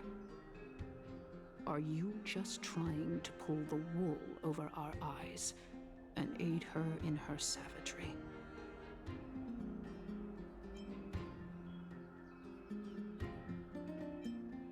I believe you're aware of Castorus the Executioner. Long before I returned to Akama, Aglaya had already dispatched her to monitor me. If I weren't able to reach this place in time, I would have been forced to meet Thanatos first. As compared to a comprehensive plan with uncertain results, if you decide to cut open my chest and remove the core flame, wouldn't that settle her nerves even more? Everything is in place. She just needs the right timing. I understand what you mean. At the very least, the both of us agree that this tyrant who wallows in extravagance and greed is the greatest threat to achieving peace in Akama. The Council of Elders is willing to defend your right to live, just as we defend every oppressed citizen. However, I regret to say that sentiments in favor of the Chrysos heirs and Aglaya are only growing in magnitude. The peace that we are aspiring toward, as well as everything that we hold dear, will be destroyed completely. The city will be burned to ashes, and the citizens' blood will be shed. Tell me, what are you willing to do for our esteemed citizens so that they can vanquish the enemies of our fine city?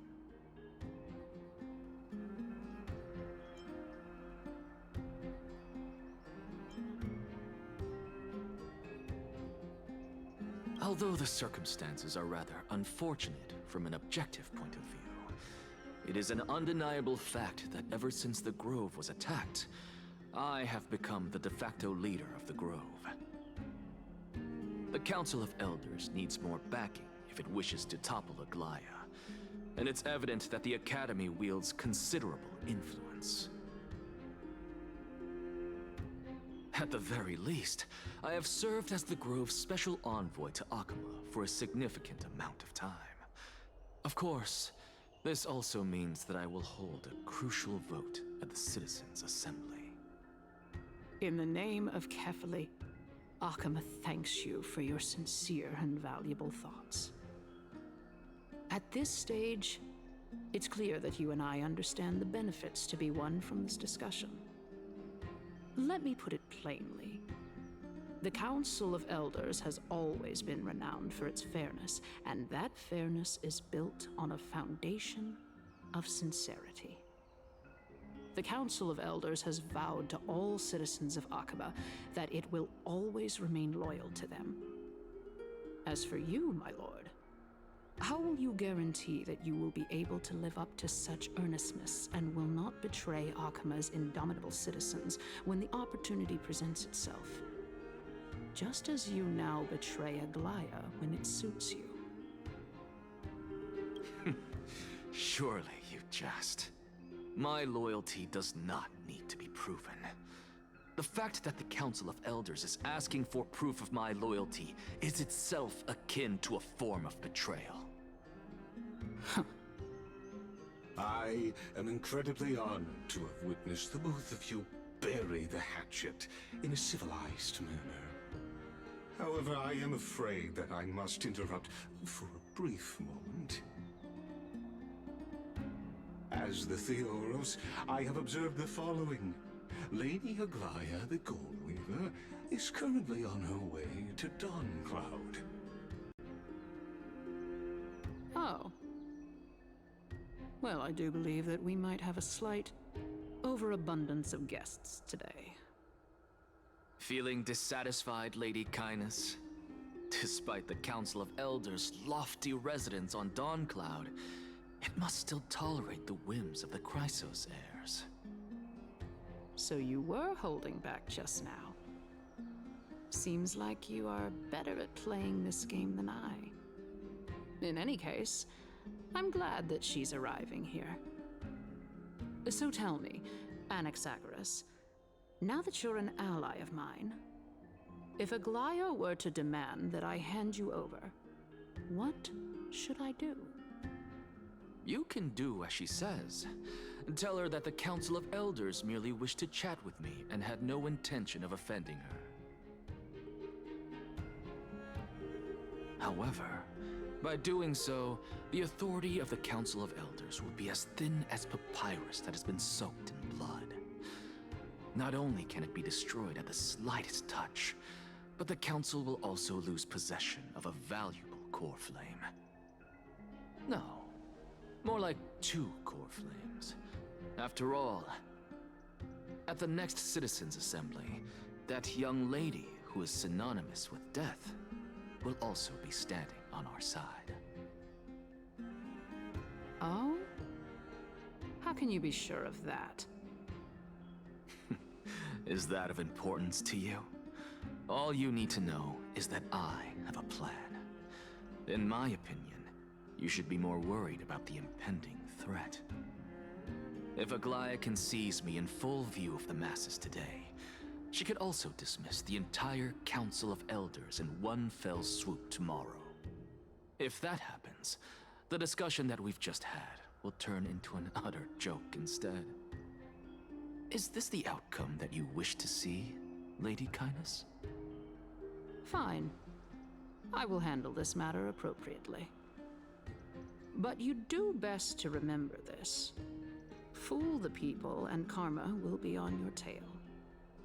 I'll overlook it this time, but don't count on there being a next time. Unless, of course, you crave cruel punishment and consider suffering the perfect state to ponder the true nature of souls.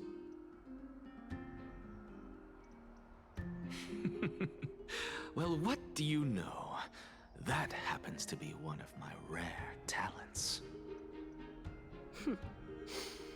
We shall see then.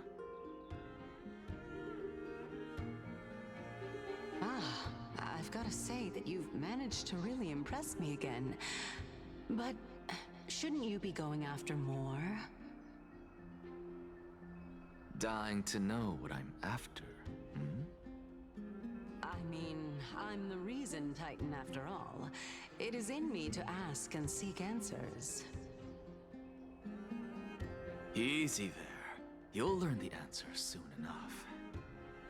I didn't bring it up with her purely because she doesn't have the means to give me what I truly want. It's as they say, onlookers see most clearly. The true masters of Dawncloud have always been the Theoros, who watches over everything.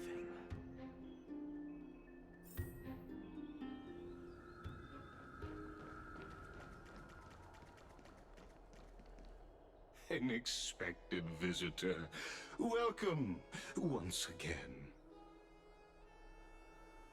You know, you could actually skip all the pointless debate and come straight to me to seek an audience with Kefali. I have no reason to refuse you, do I? You may not, but kindness has. Whoever gets hold of Kefali's core flame will get to rule over Akama. She's wary of me, so naturally I had to gain her trust. I would say that debate was not at all pointless. Very true. In my view, this individual has gone to great lengths to get close to Kefali.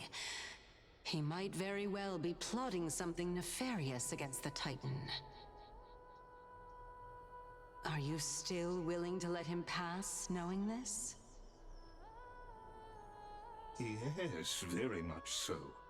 All living creations are always free to visit Kefali's transcendent vessel.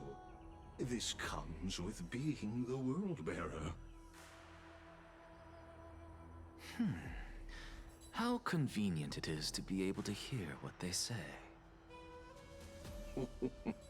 It is truly my honor to speak to a venerated Titan in person. Please, go ahead. Let me join you both on this journey. Oh, a bygone myth tells of an occasion where Kefali once answered their followers' questions on the peak of the Holy Mountain.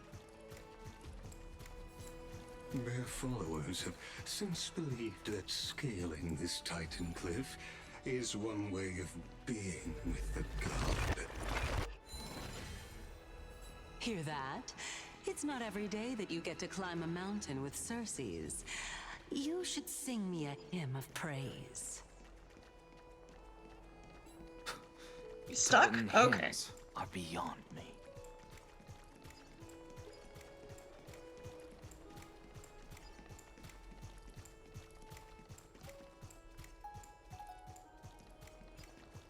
Dude, you're slow.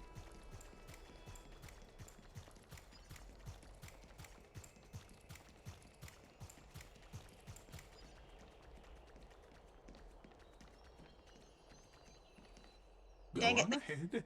Take this Yanis shortcut, and the long pilgrimage stairway will be waiting for you at its end. I have to admit, I never expected you to not ask me anything. Not even my motive. Because I know very well what it is you are after. As the saying goes, a gentleman helps others achieve their goals. I have a feeling that your theory will be validated at the end of this journey. I believe Kefali will not deprive you of your right to ask your question, especially now that you're on the brink of death. You must be closer to Kefali than anyone else. Wouldn't you agree? Okay.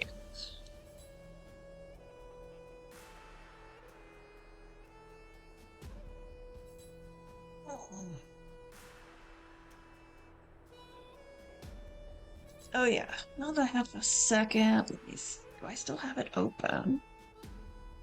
Trailblaze, here we go.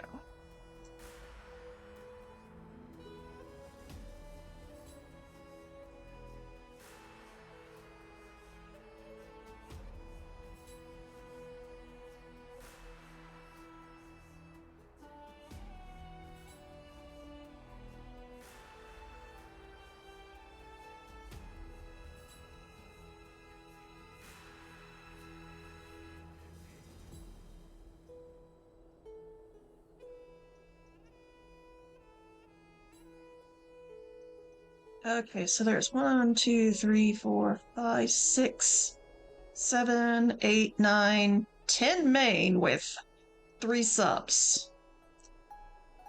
And oh, ad break is just now over. Good. 10 main quests with 3 sub quests that I have to do. I just need to see at what point I'm at. I hope things go as you say, then. Putting a child of justice into a farcical world is bound to turn it upside down. It is my hope that you bring a much-needed change to this world which is on the brink of destruction.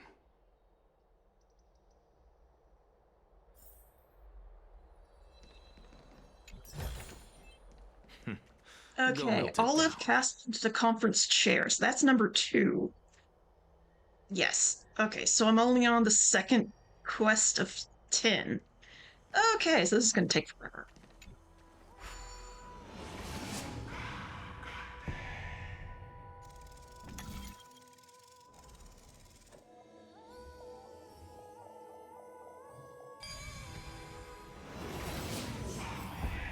Honestly, this is my first time going up to Dawn Cloud's peak. What a splendid view. Isn't it about time you recognize the magnificence of us Titans? Well, I don't see how this place is different from those temples in the city. All they have are magnificent facades. And even though I've come this far, I'm still doubtful about getting useful clues from him. I must be getting ahead of myself to be expecting to hear something nice from you.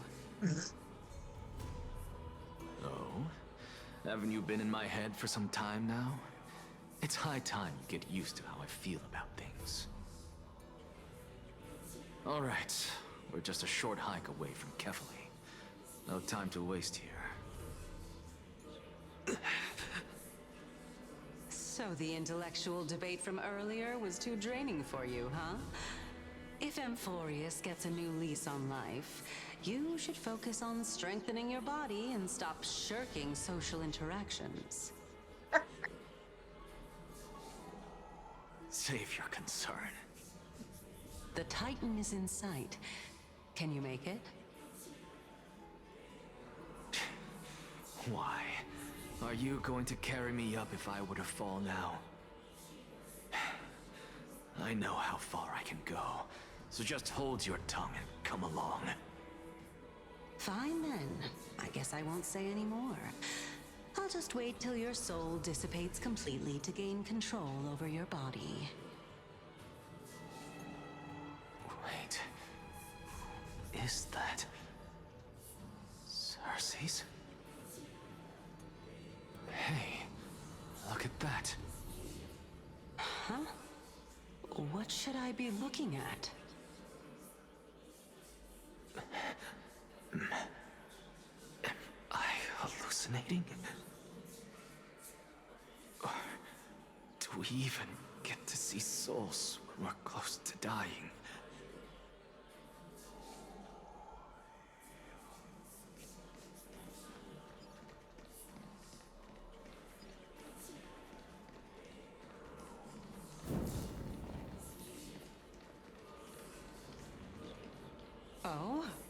Why didn't you bring your favorite spear with you on this trip, Nias? Nias? Nias. I know I've heard this name somewhere. It's unfortunate. The Black Tide destroyed every last inch of my calyx. How could that be? Even a creation of Georios, from their prized ores and molten fire, couldn't escape the fate of destruction? Hey, Sarces. Do you know a certain Nias? Nias? No, not that I remember. How did you even think up such a strange name? I just saw him. Nias. A warrior-like figure who was just chatting with you here. No, I have no such memory. Could you be hallucinating?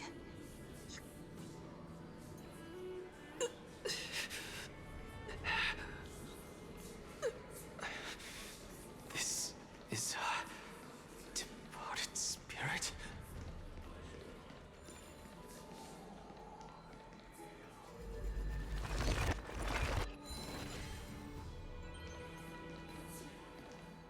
Yeah, talk to him. Okay.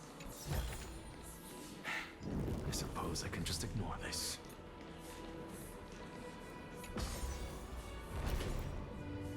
Okay, in real life, this would freak me out. You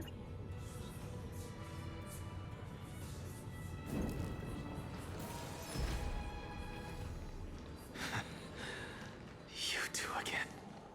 Enough about me. Did Kaos ever reply to you? Kaos? Well, regrettably. Seems like the price of becoming a demigod is a lot heftier than we thought. Kaos. Demigod. I've never heard of this person. Which Titan's authority did he inherit? Look on the bright side, Nias. Since we've come all this way, I doubt he'd snub his old friends, would he? Let's just hope we mean as much as the world to him. Hey! Are you seeing that same hallucination again? Yes. It's still you and Nias, but you're now talking about a certain Kaos. I'm guessing he's one of your companions? Kaos? This name sounds just as strange to me. Never mind. I think I know what this is about. If things are as I thought, then they aren't hallucinations, but the souls of people. What? But if those are the souls of the dead, then what am I? Beats me. For all I know, you're just an illusion I conjured up in my dying moments. Let's just keep going. As long as I take in more sights and hear more stories. Know your limits. Wander too far among the dead, and even I might not be able to save you.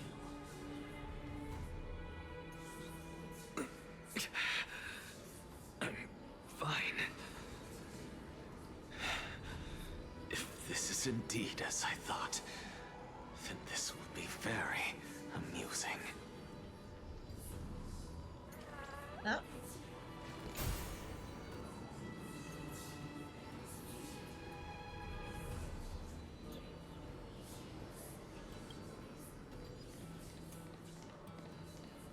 I had to do it. At least a try. Oh, chest. Go melt it down.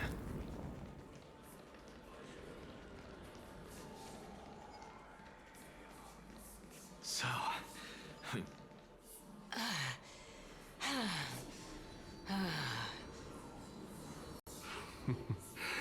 Can you keep going? Of course. I'm just... If I knew we had to climb a mountain, I wouldn't have come along with you. I guess this also counts as one aspect of the world-bearing burden.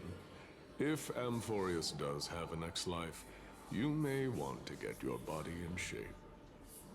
Keep your sarcasm to yourself. Why does that sound familiar? I'm not getting anything of value from them.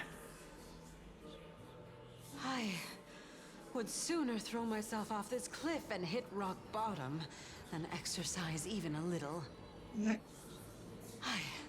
I am Calypso of the eminent Seven Sages, after all. Training would make me no different from those Helcalithist barbarians. Calypso? Calypso? She's one of the Seven Sages. A member of the Grove? No, she can't be. I would know her name if she really were one of the Seven Sages. Hey, Circes. Does the name Calypso ring a bell? Circes? Daggone. Doesn't matter. I can do this myself. Looks like I'm nearly there now. The land of the dead. Oh, beautiful old world. Where are you now? Oh, legendary era Chrysia, return to the mortal realm. Splendid gods once walked the paths we walk. Alas, all that's left of that warmth is a hazy mirage. Why are you chanting that too?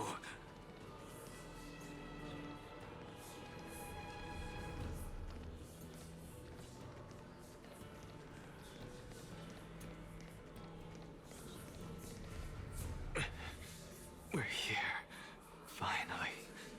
So, I don't get to ask the Titan my question, but all of you make for a pleasant surprise, nonetheless.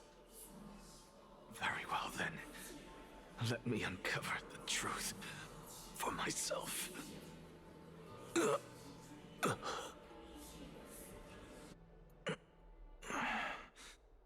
I still fail to make it in time? So, I'm back here again.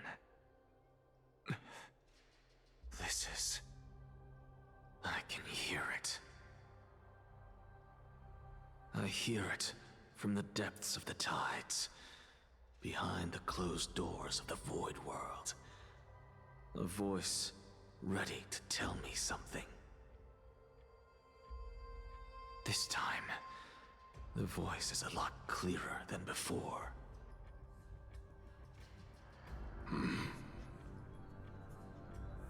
Since we've come this far, let's just wait.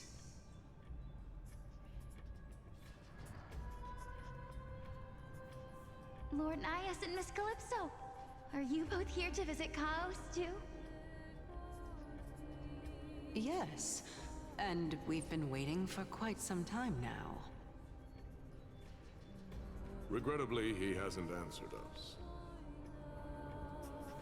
The worst-case scenario is that he's already been overwhelmed and crushed by the world-bearing burden. You're overthinking, Lord Nias. I can still sense Chaos' soul in the area. And besides, we both know Chaos' nature. A deliverer like him wouldn't fall so readily, much less give up on all that he holds dear. Isn't that so? Deliverer? Yes. I have faith in him. That reminds me. Why are you making this trip alone, Polixia? Oh, my sister needs more time to make sure the flowers are fine.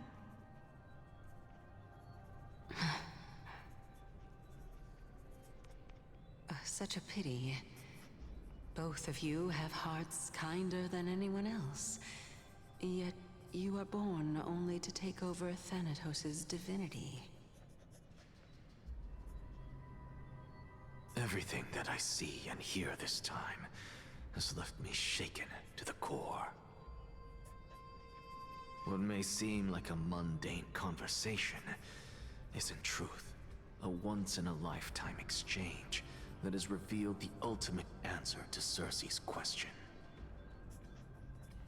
The conjecture has taken shape and must now be solidified into a theorem. Next, I only need to seek verification from Kefali. By doing so, I can answer Cersei's question and reclaim my body. But no, I will not do that. That isn't important. Because another one of my conjectures, one that I have always dreamed of proving, has been proved right this very instant. Fusing a mortal soul with that of a Titan to replace said Titan is not a ludicrous idea after all.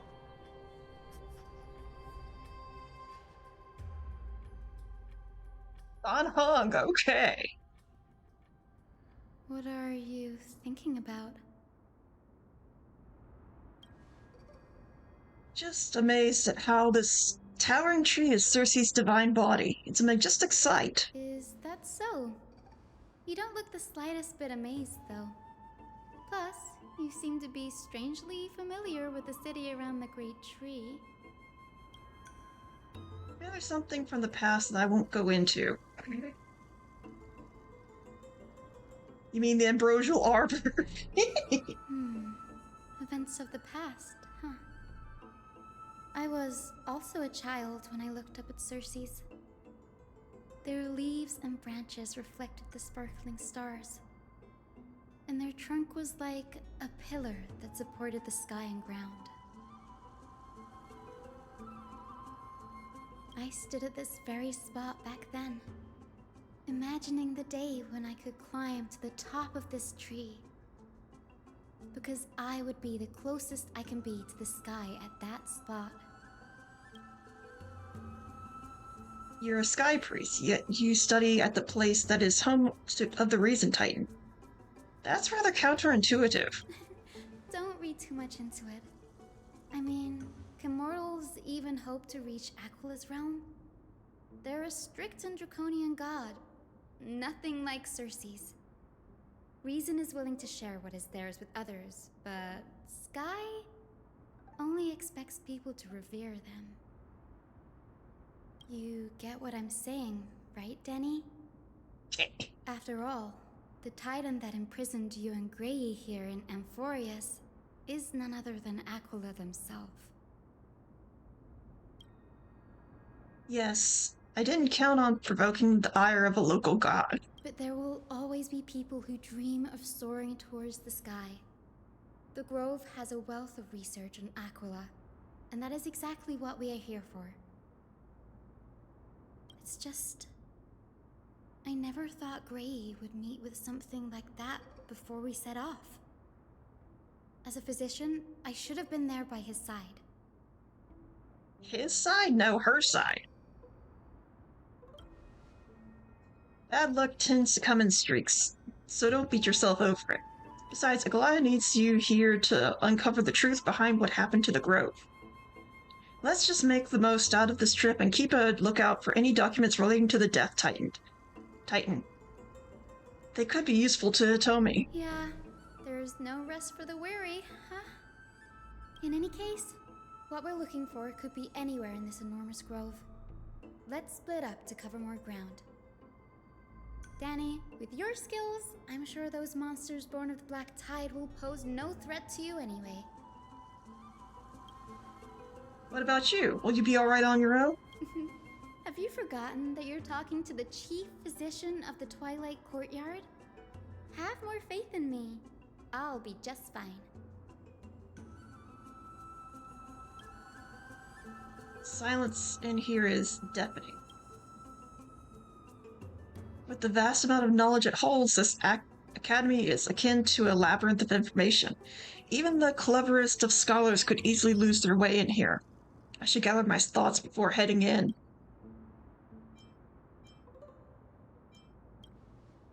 The clock is ticking. I should search for clues as I move.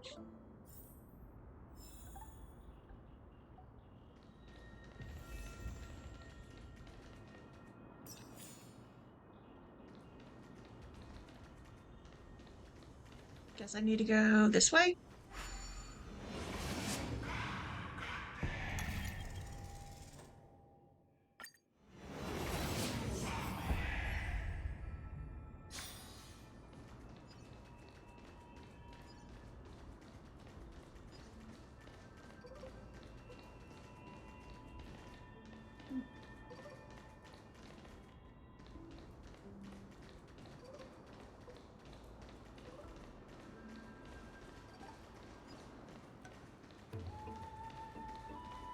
Wait, where the hay am I going?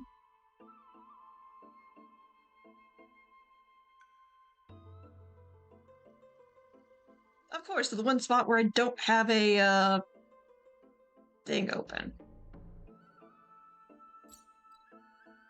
There's the garment maker. Okay, so it's in the big...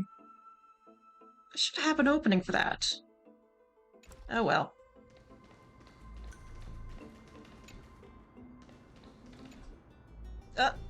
Okay, I'm going the wrong way then.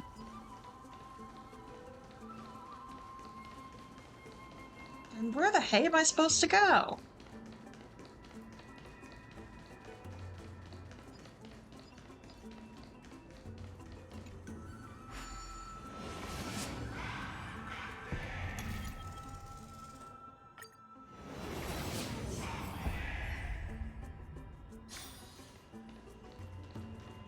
Okay, I forget there's paths along the branches.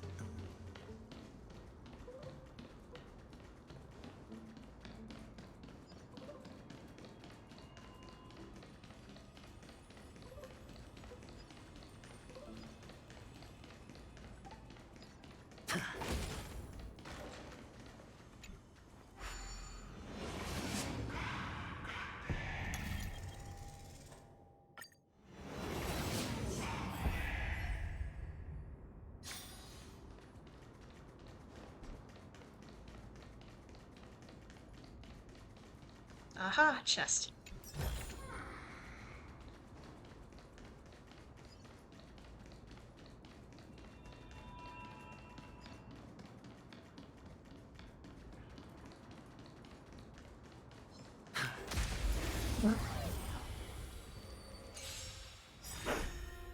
River dudes!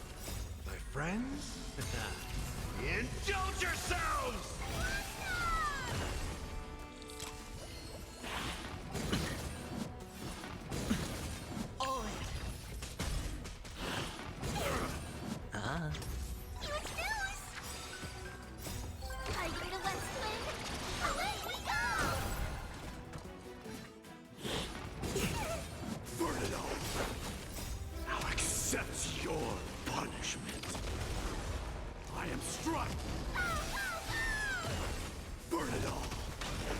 On me.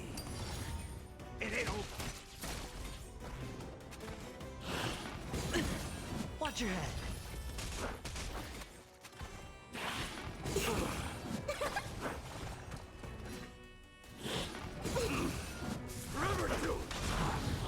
Spend freely. Bust. Or maybe I'll take it all.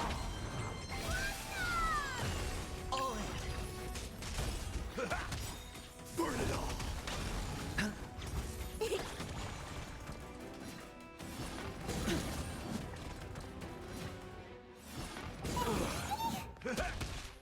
River two! Fury upon you! My friends? Indulge yourselves! Now accept your punishment. Burn it all! No dirty. Watch your head. It's on me. Delivering warmth! I bring a west wind. Away we go! Okay, I definitely need to push Trippy back to the back and get Sunday out here. So feeble. Forever do it. Spend freely. Bust. Or maybe I'll take it all. Watch your head.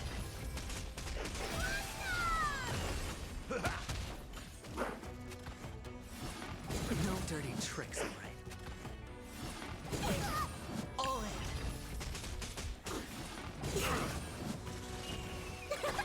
Burn it all. It's on me. So feeble. No dirty watch your head. Forever do it. I should have not drank 300 milligrams of caffeine at 11 p.m. No, you shouldn't. That kind of goes behind the point of going to sleep, Watson. As if victory were ever in doubt. Oh yeah, before I forget. Feeling lucky. No, didn't want to do that.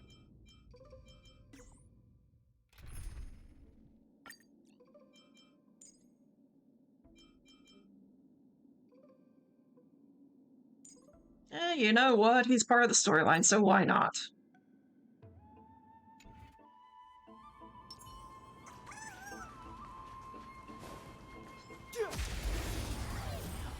Who needs sleep when I'm about to pull all-nighter twice? Burn it all.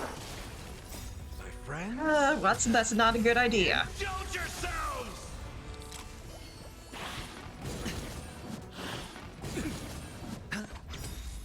Bust. Or maybe I'll take it all. All in.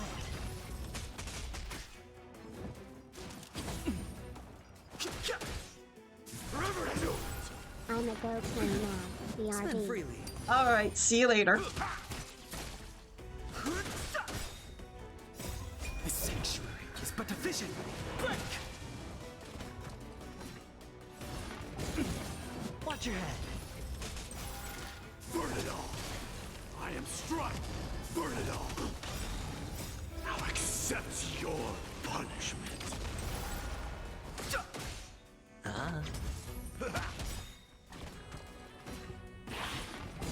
So feeble. Forever do it. It's on me. The sanctuary is but a vision. Break! Burn it all.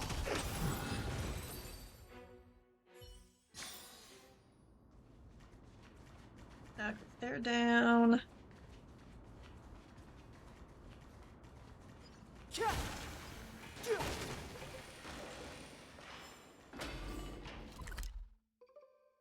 Oh, really? I gotta go talk. Gotta go observe the monster. Really?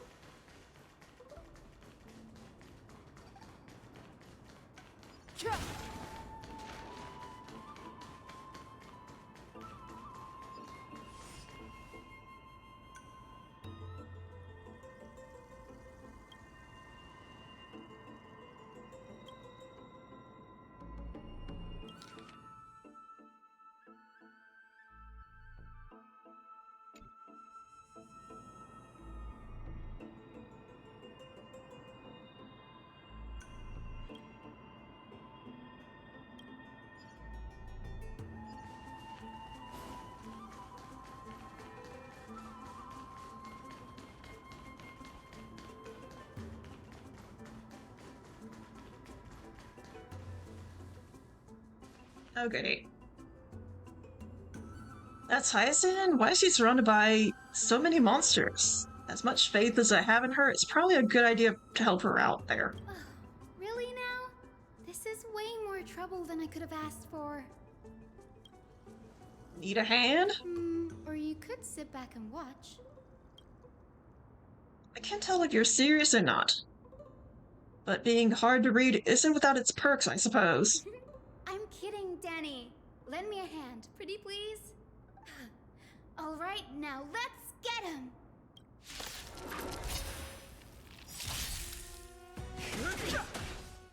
Burn it all. My friends? Indulge yourselves!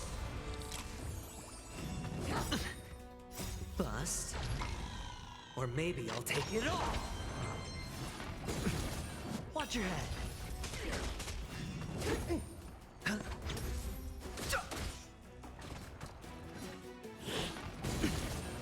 Remember to do it! No dirty all in! Now accept your punishment. I am struck! Burn it all! It ain't over!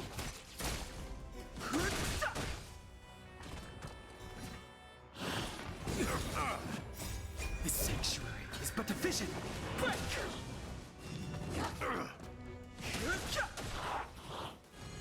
Careless. Watch your head. Remember to! So feeble. Conquer all lands! Spend freely. Bust. Or maybe I'll take it all! All in!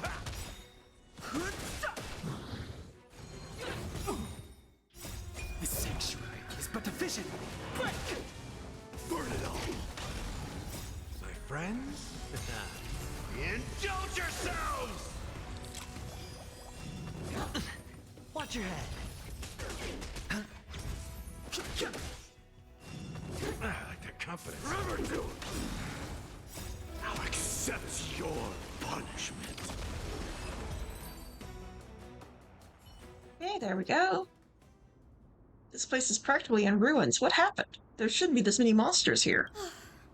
The black tide is remarkably quick to detect the light of Amphoreus. So or rather, the blessings of the Sky Priest in me, might have unknowingly called them to me. Of course. Anyway, never mind that for now. Here, you might want to have a look at this. I found it around here and thought it might be of interest to you.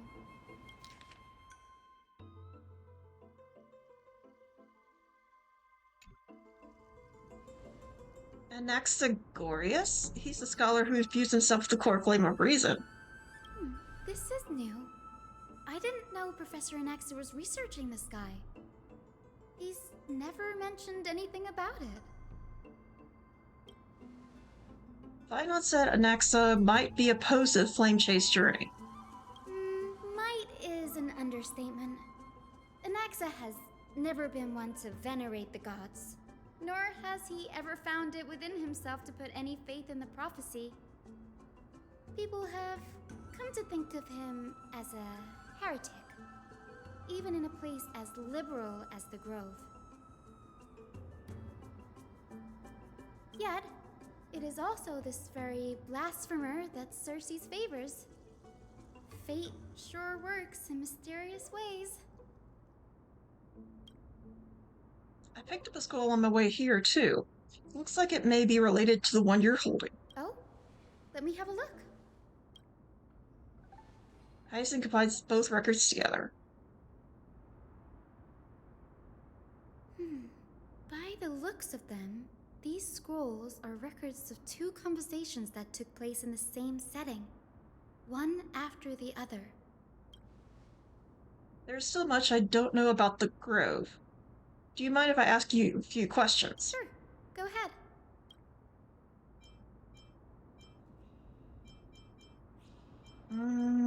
Anaxa often says that every failure brings us one step closer to the truth. Perhaps, to him, the crash of the sky ship carries a different interpretation. The firmament is not impenetrable. On the contrary, it was precisely because the sky ship represented the first step toward breaking free from the shackles of the Earth that it provoked the wrath of the Sky Titan and brought divine punishment upon itself. It's a shame that the majority of the Grove's research on Aquila was headed by the Venerationists, with sacrificial rituals making up a predominant part of their findings. Discourse about more esoteric subject matters in relation to Aquila dwindled even further after the sky ship incident. So much so that even this scroll is completely new to me. Don't worry about it. Let's just collect everything we can find on the Titans for now. There's something else that caught my attention, though. This says that Anaxa is conducting secret experiments of some sort. That's what I'd like to know. What are these experiments he's involved in? Even I, the assistant lecturer, know next to nothing about them. I have a bad feeling about this. Could there be more to what happened at the Grove?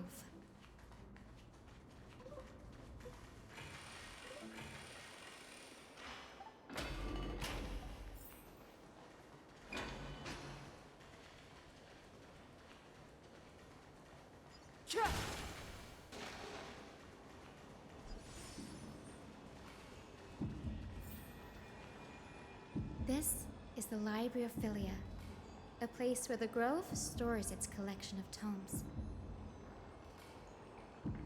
Other than books written by the 7 schools, you can also find philosophical texts, ballads, and religious writings from the Outlands here.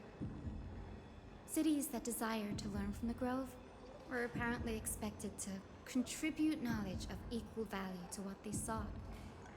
We've had more than our fair share of hilarious episodes over the years.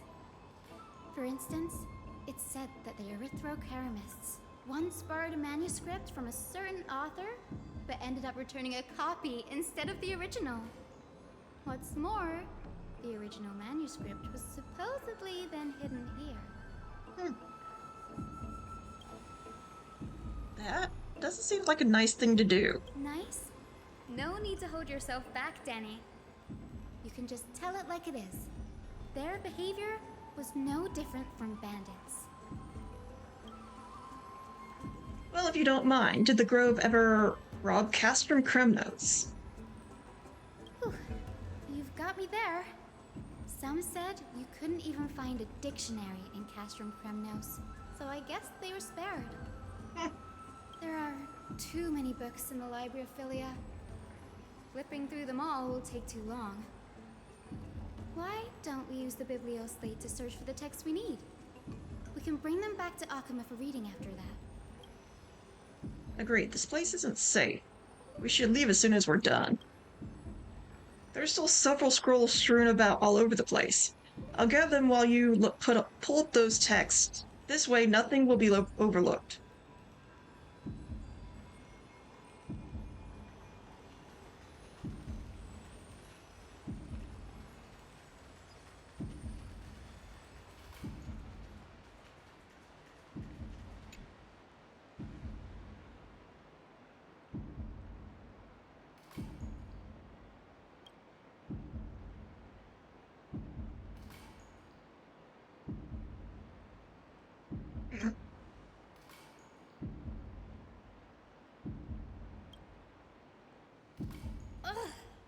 It's so dusty in here. Whoa. Are these all complaints about him? I can already see what they must have written. Anaxa has no respect for the gods. His very existence undermines order in our society. They're probably all things like that. Does Anaxa hold that much influence? Why else would they call him the Great Performer? When Anaxa established his school of thought, the first thing he apparently did was read his own work to everyone. Are the Titans truly an accurate reflection of what humans think gods should be? Worlds created by gods are indubitably perfect, but what of Amphoreus? Only foolishness and insensitivity everywhere you turn. An uncanny impersonation. What happened after? They marched him straight to the seat of judgment before he could finish. Of course. So what he took on in the end was more of a debate than an actual trial. He had to address every one of the scholar's allegations, or face expulsion from the Grove. The first allegation was... Do you agree that since the Titans created the heavens and earth, so the mountains, rivers, and seas must likewise be their creations? Am I supposed to put myself in Anaxia's shoes to answer that? Based on the history of the core flame journey, humans have potential to take over the divinity of Titans. Anaxa said the same thing then. Needless to say, his critics didn't take kindly to his answer, so they followed up with a second allegation. You claim to be studying souls, yet you are, in fact, defiling them and committing acts condemned by the gods. Do you admit it? This is a serious allegation. Do you really do that? Anaxa always wears an eye patch, never removing it, even when alone. Some say he used one of his eyes as an alchemical ingredient. Every being in the world owes their safekeeping to Kithily, and this is even more so for the Chrysos heirs who have divine blood coursing through them. If he has really done something of that nature, then it'd indeed be sacrilegious. Thankfully, they had no way to prove it, so it amounted to nothing more than an allegation in the end. One by one, Anaxa engaged in wars of words against those who would challenge him. Toward the end, a scholar asked him, Anaxagoras, have you any respect for the gods? It was only after a brief silence that he answered, I have never denied that Titans are meant to be noble constructs. He didn't say that Titans are not noble rings louder in this case. Yes. I'm not sure how that controversy was eventually resolved, but what's for certain, at least, is that Anaxa was allowed to stay in the grove where he continued his research, despite being regarded as a heretic. By the way, this stack of complaint letters has reminded me of a place in the grove. We may find clues there that aren't on the teleslate. I'm talking about Anaxa's alchemy lab, hidden between the cornerstones. Given the Grove's meticulous approach to archiving, could there really be such an oversight right under their noses? It's a well-kept secret. Among the 7 sages, excluding the nominal chief sage, each has a private sanctuary where they can conduct research undisturbed in their free time. Even the administrators of the Library of Philia are restricted from accessing those places and documenting the sage's research. But with the grove in this state, I'm sure Anaxa won't be mad even if we sneak into the lab for a short while. Right?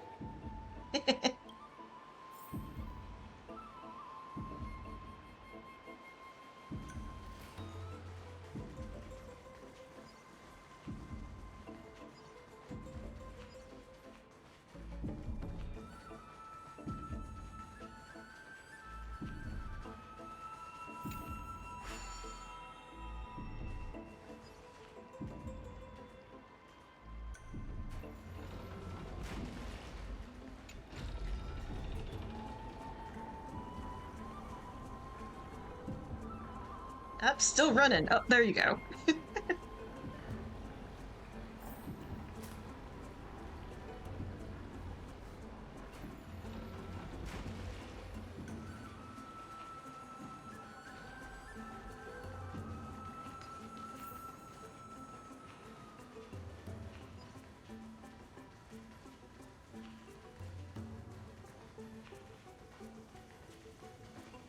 This is the place, but where is everything? Materials for alchemical experiments, matrix diagrams, and even the seal to the lab. They're all gone. Did the Black Tide destroy it all? No wonder we didn't see any different defense mechanisms along the way. Have you ever been here before? No, not even close. Not only are alchemy experiments high-risk activities, but Professor Anaxa also has a penchant for using bizarre materials. Students often saw him walk in looking right as rain, but come out covered in soot with his hair singed. Naturally, no one dared to come near this place. Huh? That bookshelf over there seems to be the only thing still intact.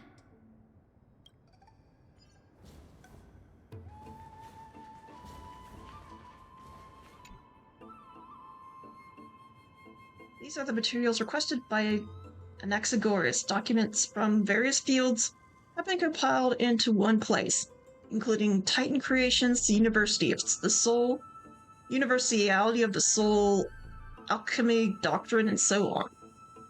Most materials look to be within the research domain of the Nosporus school of thought. However, a document titled A Study on the Chrysos Heir's Background is mixed within.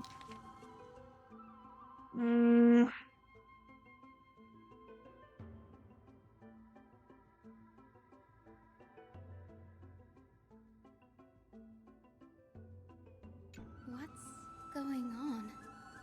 Anaxa is conducting research on our friends in Alchema and me? This journal contains several intriguing points. Through alchemy, Anaxa aims to refine the golden blood of the Chrysos heirs to decree a purity equal to divinity. This must be what he means by close to true purity, but treating both Titan creations and the human body as materials to be used in alchemy experiments, that's rather extreme. Danny, look at this. I have a bad feeling about this. These documents appear incomplete. Judging from what's left behind, the important alchemical formulae have been taken away. Only author's reasoning remains. Previous approach has flaws. Fusing human souls with Titan creations does not purify golden blood. Even pure Titan creations are contaminants to the Chrysos heir's golden blood. Soul fusion between humans and creations merely repairs impurities of the soul or maintains a connection to dying souls. While creation myths tell us that the Chrysos heirs and other creations were all made by Titans, their nature differs fundamentally. The Titans' creations are no intermediate products of an alchemical process, and the Chrysos heirs are closer to the Titans than the creations. In other words, I should not have considered Titan creations equal to Chrysos heirs. The hypothesis I should focus on is one pointed towards the Titans themselves. Such rare chances to study Titans demand a meticulous selection of research subjects. Living Titans prove impossible to restrain, and dead Titans offer no insights worth pursuing. But dying Titans, they are the perfect research subjects. Only by understanding the fundamentals of creation can we ensure perfection at the moment of everything's birth. Through my own hands, I will melt a Titan and research the true essence of the soul. My biggest fear. It's come true. After going through his notes, I think I can piece it all together now. Anaxa was carrying out experiments on soul transmutation. Do you mean he's trying to reconstruct human souls alchemically? Yes, this is what he was secretly conducting research on. Something he had to keep hidden from others. Compared to his public speeches, this is the real blasphemy. Oh, I just thought of something. What's wrong? Do you remember when the Black Tide was approaching? The Grove had planned to send Cersei's core flame to a safe place. But an accident happened along the way, and Anaxa lost his life in the process. But Cersei took over his body and resurrected him, which led to the situation we're in now. That's right. But what if Professor Anaxa's fusion with the core flame of reason wasn't an accident? What do you mean? Put yourself in his shoes. Knowing that the Black Tide was closing in and your time was running out, what would you have done? I put my theories to the test, no matter the cost. Exactly. When the Black Tide came, the true reason Anaxa headed to the Luminary Throne was to transmute and fuse himself with the Titan's core flame. Did he succeed? No. Judging from how he reacted after the event, the results came as a surprise. Maybe he failed to consider the possibility that Circes would make a similar decision. The manuscripts detailing all the alchemical formulae have been taken away. His research is still ongoing. Could he have taken them for other purposes? Like what? There's only one Titan left in the world now. No. No way. There's only one Titan, but there's a core plane. To conceive an entity of perfection, one must first understand the principles of creation. If Anax is in Alchema now, then that means... He's after Kefali. Duh.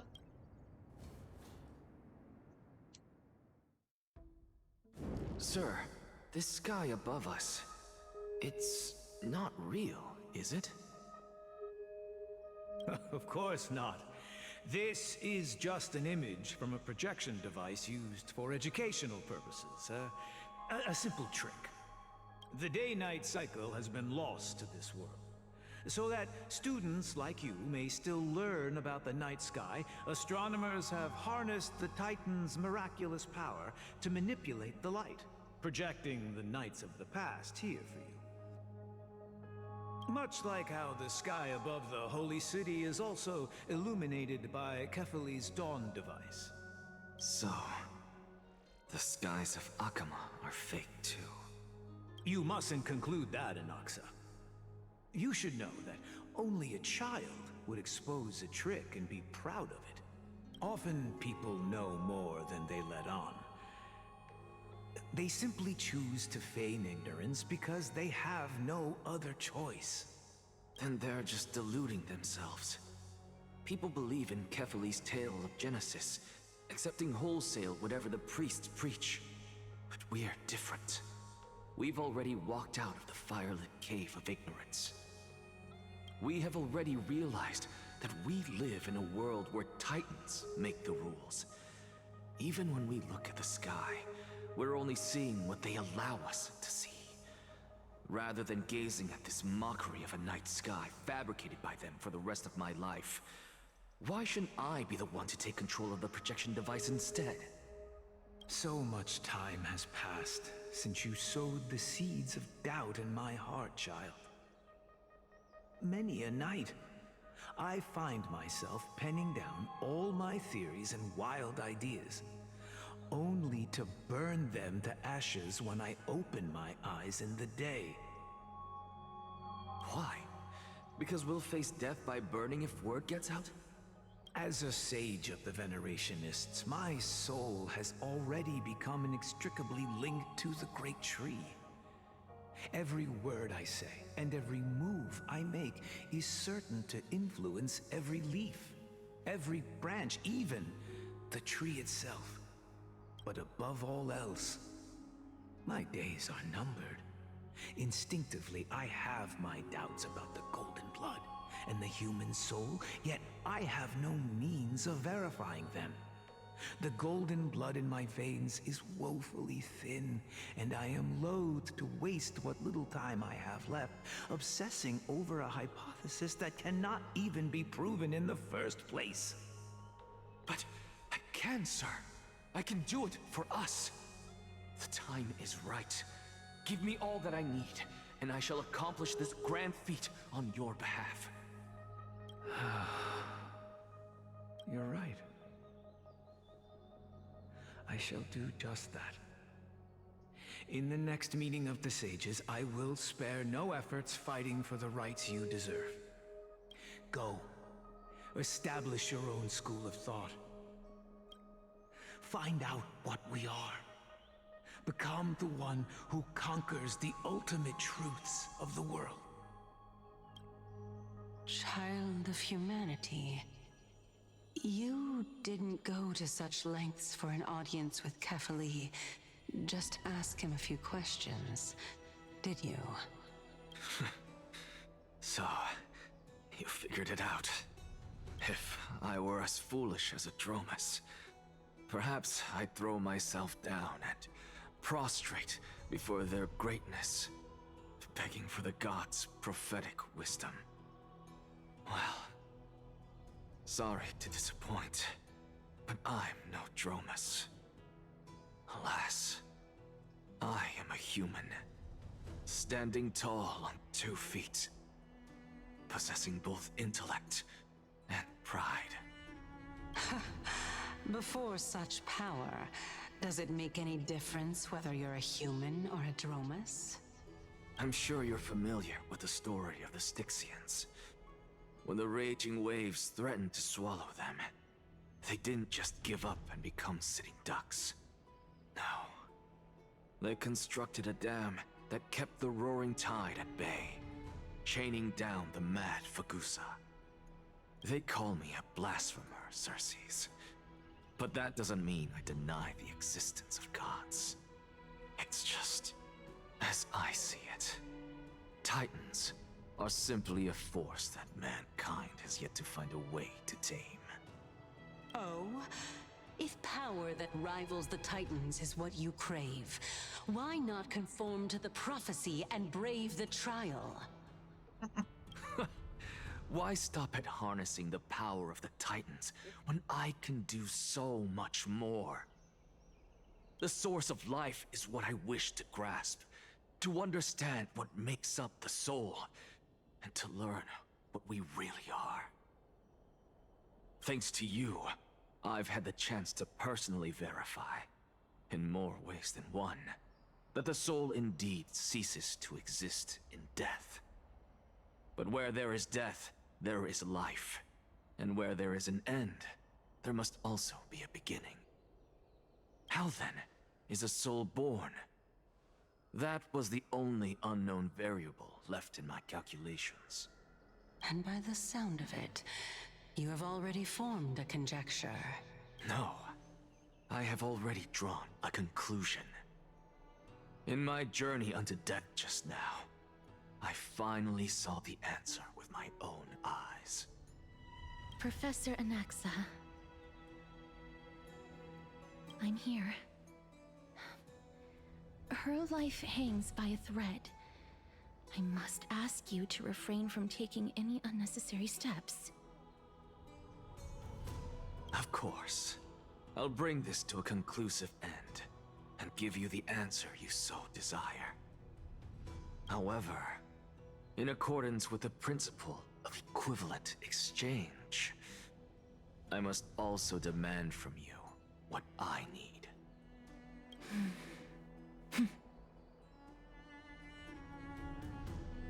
As you wish. Don't you care to know what the price might be? It's a matter of uncovering the truth about the Death Titan and her survival. This may be the only time I can ever save someone's life. There is no need for me to think twice. I see. In that case, let the show begin. Indulge me. Am I correct to say that you intend to prove Thanatos' whereabouts and prove the nature of our existence now? Before I begin, I must confess I had been stuck in a cognitive trap all this time. Okay, I'm about to have an ad break, so I'm just gonna BRB real quick, and then once we get back, the ad break will be done, and we can continue on because I think there's about to be a cutscene. Hopefully. All right, see you in a minute.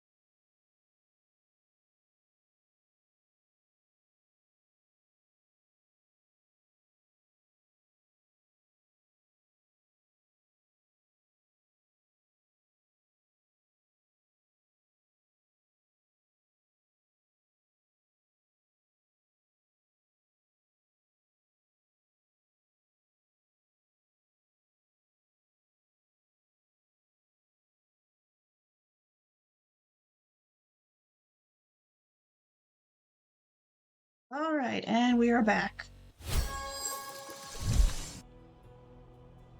All right. So let's see what Nexa has planned. As unrelated as these two propositions may seem at first glance, they are in fact logical equivalents. They are merely two different ways of telling us about what the soul is at its core. The reason I say this is, as I've mentioned earlier, the answer was hidden in my journey unto death. Anaxa, you were in the Netherrealm? Yes, I am but a living dead man now, but that's not important. What truly matters is, I overheard a conversation between heroes. That's not all. Remember how I said you were a part of that conversation too, Circes? And I've told you that I have no recollection of such an event. That was likely just an illusion conjured up by the mind of a dying man.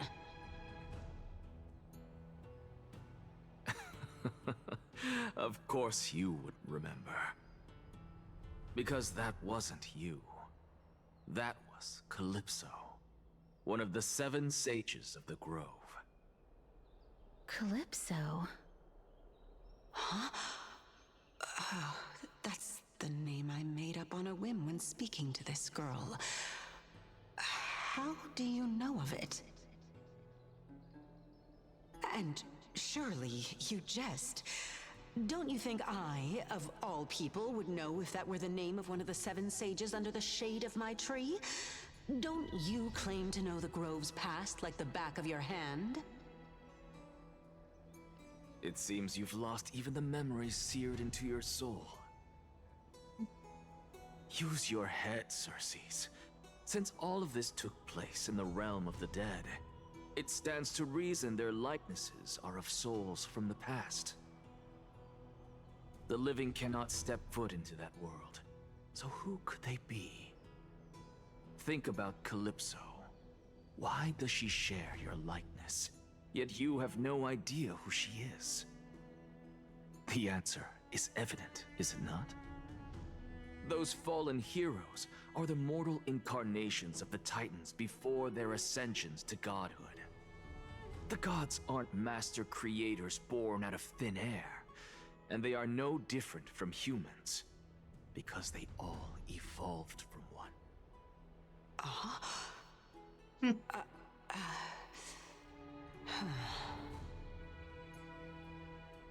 Does this answer disappoint you?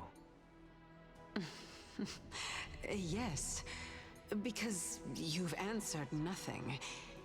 If I truly was once human, as you claim, then where do the children of humanity come from? Even on the off chance that you speak the truth, this brings us no closer to grasping Thanatos' whereabouts. How are we to find them? I knew you would say that. But it matters not. I know what I'm doing. Actually, why don't we have this supreme being standing before us tell us everything? You can revive a Titan? Humans cannot return from the dead. Neither can gods. But all we need to do is look at this from a different perspective, and the problem will resolve itself. The solution is simple. Just like what you did to me. If I'm reborn as Kefali, I can rebuild the world and all within it as they once did. Simple, is it not?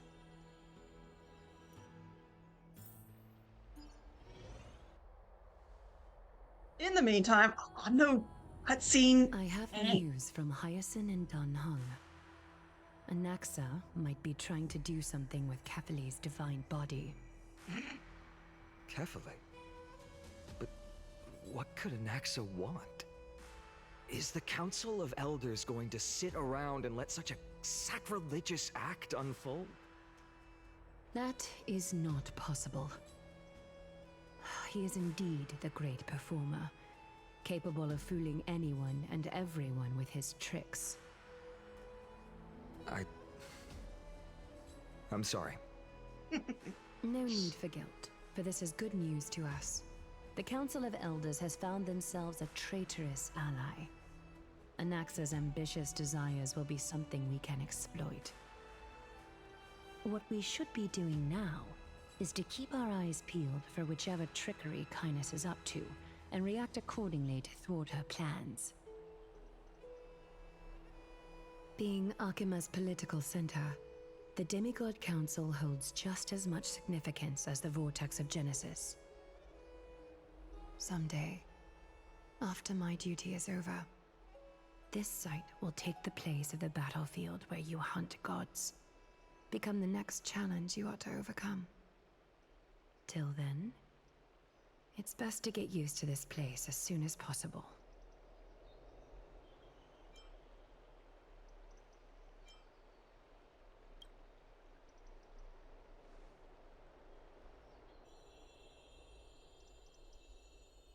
Preposterous! The Christos only have their standing because of the Council of Elders. How dare they trample over it?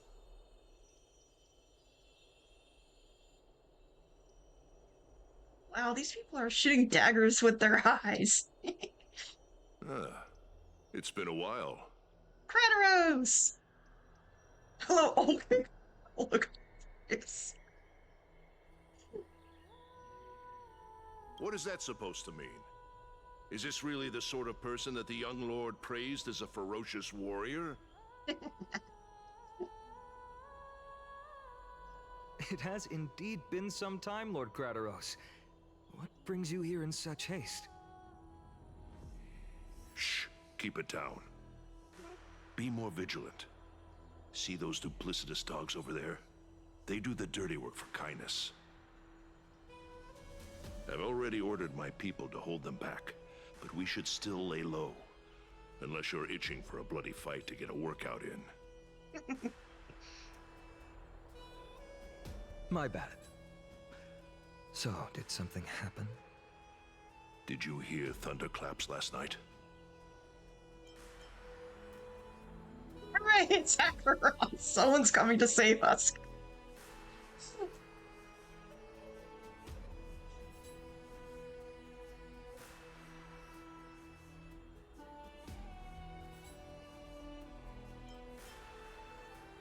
Thunderclaps are beacon signals of strife.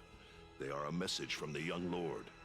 He threw a spear bearing several words at Akama. Watch out. The Flame Reaver is back. I guessed as much. We didn't actually kill them back at the Kremnos Arena. I figured this is something you would want to know. We Kremnoans never back down from a fight. So if you plan to take that thing down in a battle, reach out to me anytime. You have my gratitude. I will let Aglaya know about this right away. Remind her to be on her toes while you're at it. That vicious Kynus has been unusually active lately. Those lackeys she keeps under cover have been going in and out of the city a lot more frequently these days. Some even seem to be getting Kremnoans to defect to the Council.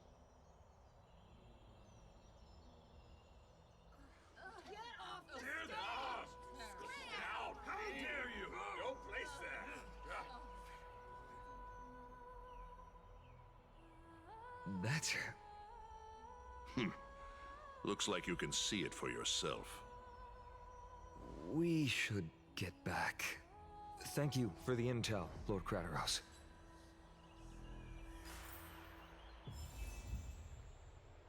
Alright, finally back in my own character. Before I do anything, let me get Tribby out of here.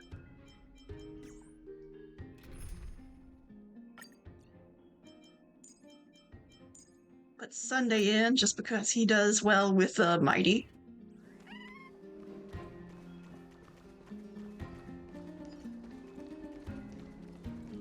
By Catholic into Lenten above, as the Theoros, I have Aglaya, what happened here? I know about the poisonous fangs of that king snake through the golden threads. In the past, I would be confident about keeping her in check, but I admit I am now unable to do so. What do you mean? It is no longer about eloquence or arguments. I have been a demigod for far too long that I hardly have any humanity left. Before I realized it, I have become no different from these hypocrites, no longer capable of relating to the people.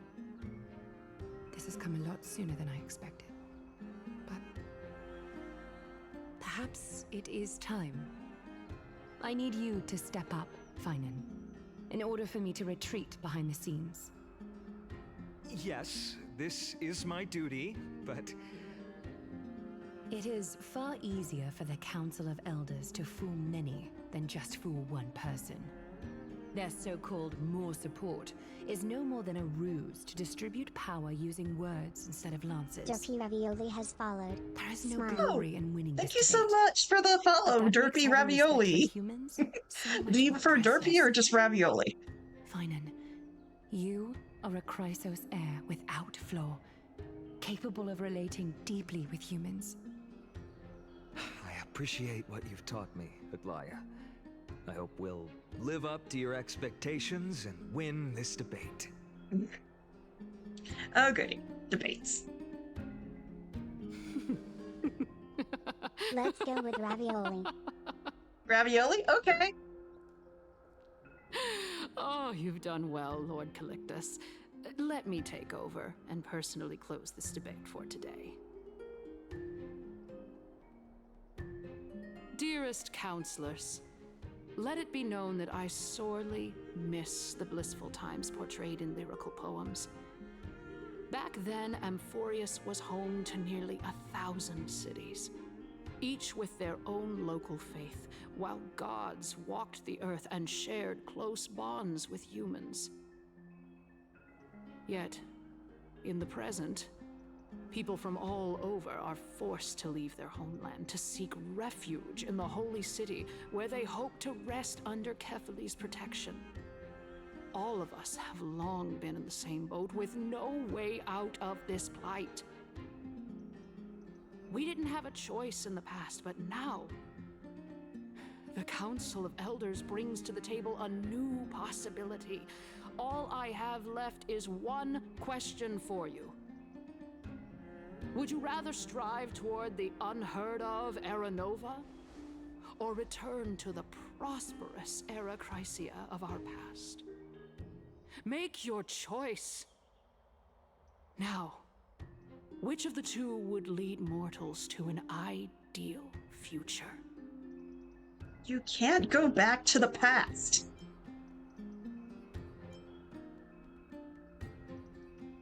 I'm sorry, but the past is the past for a reason.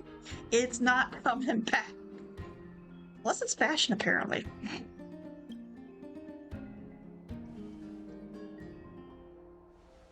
Okay, hang on. Era Nova is a path of salvation the gods promised. We should not have doubts in the Flame Chase journey. We all know that Era Chrysia is a thing of the past, Lady Kainis. Please, enlighten me. How does the Council of Elders plan to turn back time? Let the three Titans of Calamity be born, and Era Chrysia is nevermore. But bring demise to those Titans, and Era Chrysia will descend upon us again.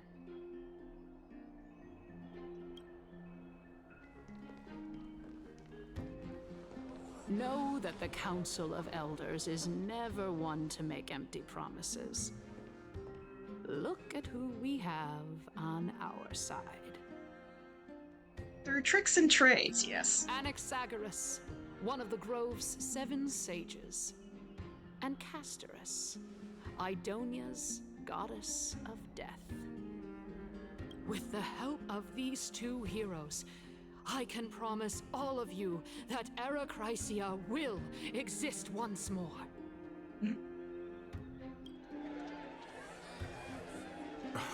Aren't they Chrysos heirs? they're supporting the Council of Elders instead? It's clear from the start that these heroes do not get along well in their group.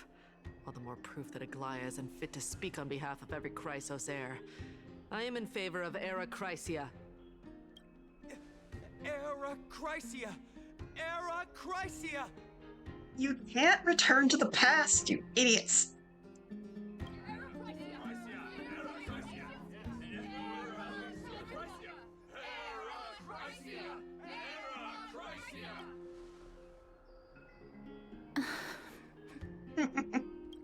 Castorus?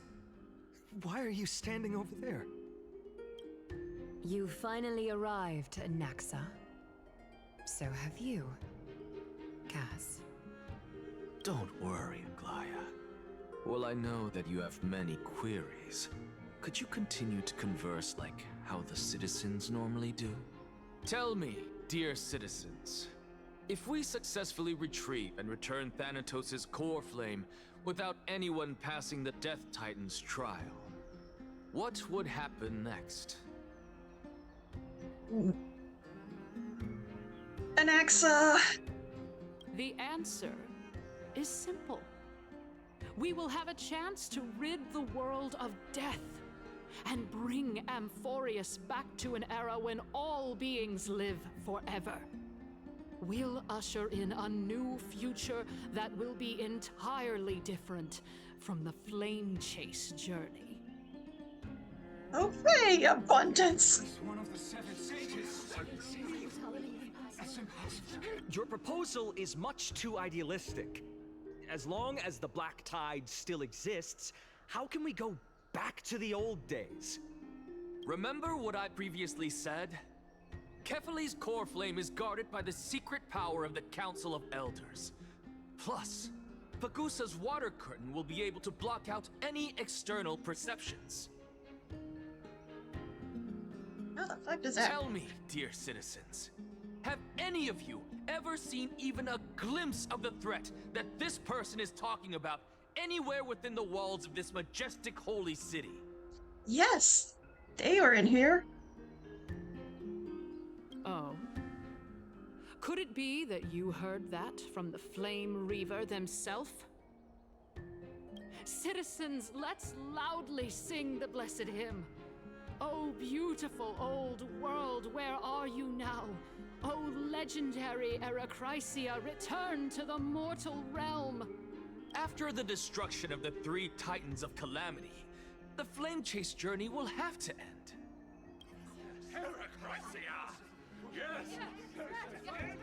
This is bad. The masses are now totally riled up. Anaxa, pray tell. Everything that you've mentioned hinges on the premise that we can find Thanatos' existence, right? Thank you, Lady Aglaya, for still caring about this city. However, dear citizens, we are truly fortunate and blessed. For Castorus, Idonia's goddess of death, will surely find Thanatos under my guidance. What? With that, I solemnly promise that the core flame Lady Castorus brings back will be personally managed by the Council of Elders. Thereafter, if we are able to garner the support of all of you at the Citizens' Assembly, we shall spare no effort in ensuring that the Erechrysia will return to our world once again.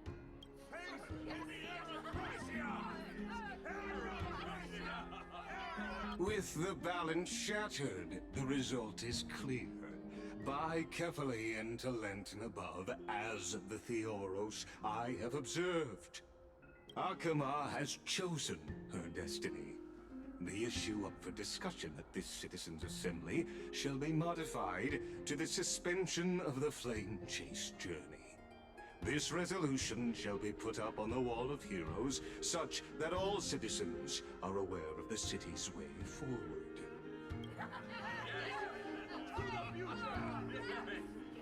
Aglaya, dear Aglaya, what has caused your heart to soften? You also don't seem to be as quick-witted as before. Wag your tongue as much as you like. Since the flame chase journey has been preordained by the prophecy, our failure has never been on the cards. Well then, I guess we'll find out if that's true at the Citizens' Assembly. Vigus announces the conclusion of debate and the attendees part ways.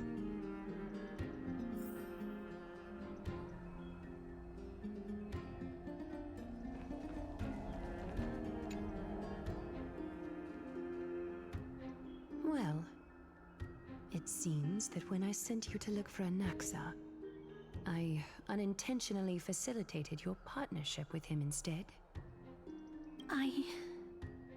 My apologies, everyone. I know that you have many questions to ask me. I will answer them to the best of my knowledge. In that case, please tell us as much as you can. What happened? In actuality, he showed me a past that was both long and heavy. The reason I say this is as I've mentioned earlier. The answer was hidden in my journey unto death. Anaxa, you were in the Netherrealm? Yes, I am but a living dead man now. But that's not important. What truly matters is, I overheard a conversation between heroes.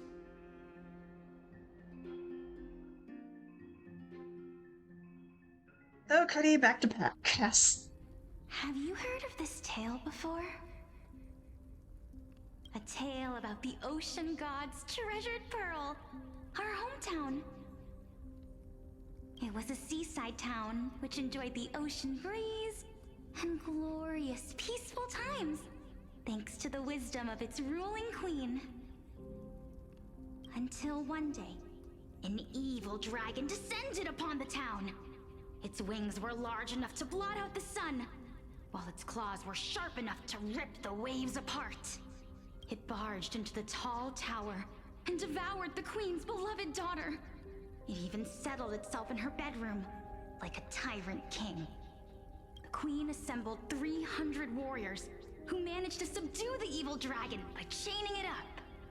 However, when the queen slit open the dragon's belly, she realized that the princess had long since been digested, and all that was left of her was a pile of bones.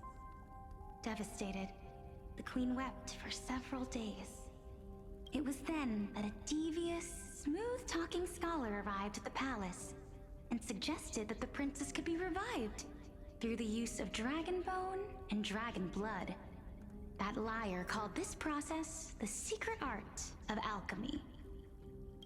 The princess was reborn! The queen was overjoyed, blissfully unaware that the evil dragon's soul still lurked within the princess's body. As revenge, the evil dragon swallowed the poor queen, the glib liar, the courageous warriors, and all of the town's innocent civilians in a single gulp. Worse still, the souls of the deceased refused entry to the Netherrealm because they were filled with regret. Forced to roam the mortal realm, these resentful souls ultimately converged into a river of souls that would not retreat for a long time. The terrifying death had consumed all. Thereafter, our hometown fell into ruin as well. Until... Until? Actually, I don't know what happened next either. Oh, my. It seems that you still like to whet people's appetites even after all this time, Pelixia. So, according to your story, this is how I used to look? It's practically a mirror image. And yet, what exactly is this? A miracle that I created with alchemy. As for what it is and how I was able to accomplish it, I'll keep the answers to myself for now. Oh, my goodness. Is this cliffhanger really necessary? Quiet, Titan. continue to enjoy this splendid play, and the truth will naturally reveal itself. Dragon, huh? I've heard this legend before. In that case, what do you think of it? I think that this so-called alchemy was a tenuous analogy added to the story by future generations. After all, you've never heard of a tradition of alchemy in your hometown before, have you? Indeed. Before I left home to pursue my education, I never even knew that anybody was looking into this area of study. Therefore, we can just treat this tale as a fable told to young children. A fable, you say? If so, what moral is it trying to impart to the kids? I guess it might be the concept of equivalent exchange? Oh? I thought the moral might be closer to something like honor the dead. What? At a loss for words? No, I merely realized that we're both thinking of the same principle. If life is priceless, then there is hardly anything else in this world that is of equal weight to it, right? Indeed. As expected of the wisest scholar in the land. You flatter me. Why don't I ask you a question as well, as a form of equivalent exchange? Of course. What is your question? Okay, ad break. Seems like it should be too soon, but then again, I did use an ad break earlier, so it's just, oh, and it's the second to last ad break. I should have one more. Hopefully I can snooze it, and then we'll be out. So we probably have still a lot more to go. And with Anaxa coming out in a couple days, I'm gonna be on the back foot again.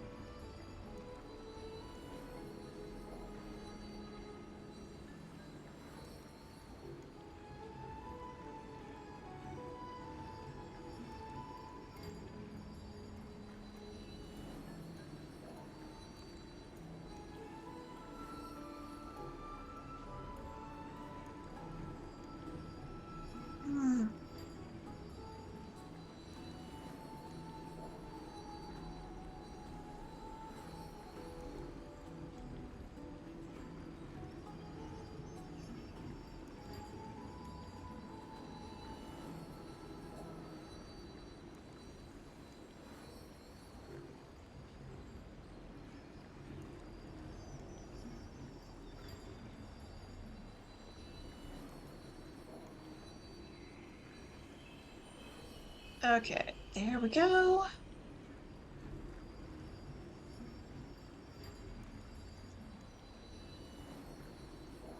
If I imparted my knowledge of the art of alchemy to you, would you use it to resurrect someone you loved? What? What kind of strange question is this? I got it. You're just trying to get me to tell you whether I like anyone, right? Let's just leave it at that. That was rude of me. Yes, I would. Oh? Death is inevitable. In the days to come, I'm certain that someone whom I cherish deeply will leave me for good.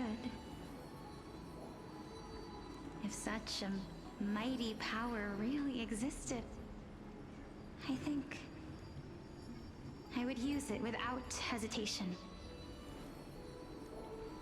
After all, you, me, and the rest will all have to face that fateful moment eventually.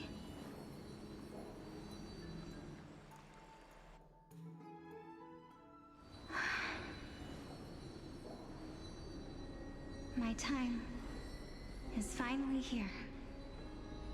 However, perhaps because of my firm belief in the immeasurable value of life,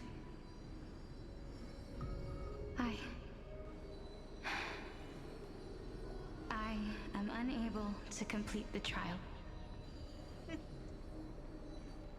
You shall wither, and through that, the dead will sprout again from the remains, and be reborn with the dead flame. It is a pity that fate is such a cruel mistress. Is there no other way of interpreting those words? I'm afraid that the meaning is clear. Between my sister and me, one must pay the price. Our trial can only be completed when the one chosen sacrifices her life.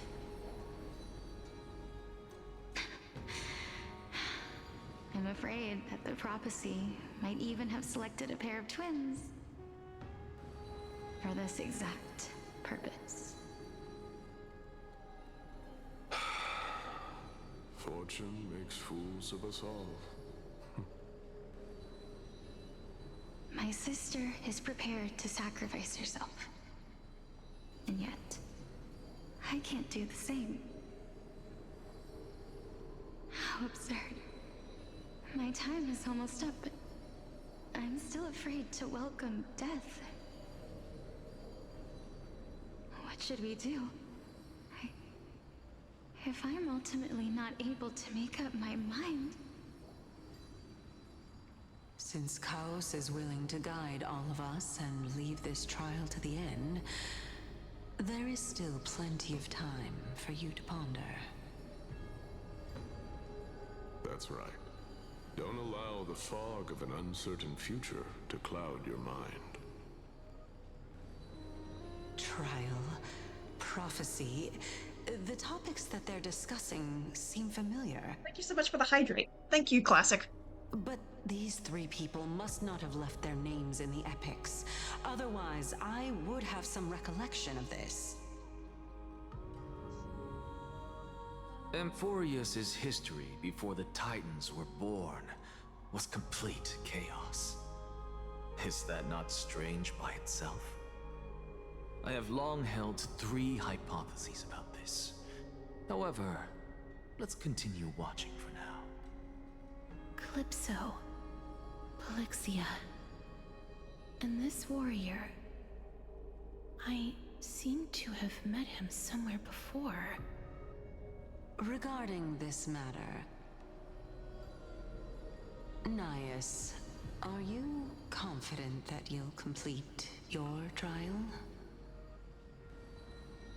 Of course. Though, I am worried about what will happen once I've emerged victorious. Nice.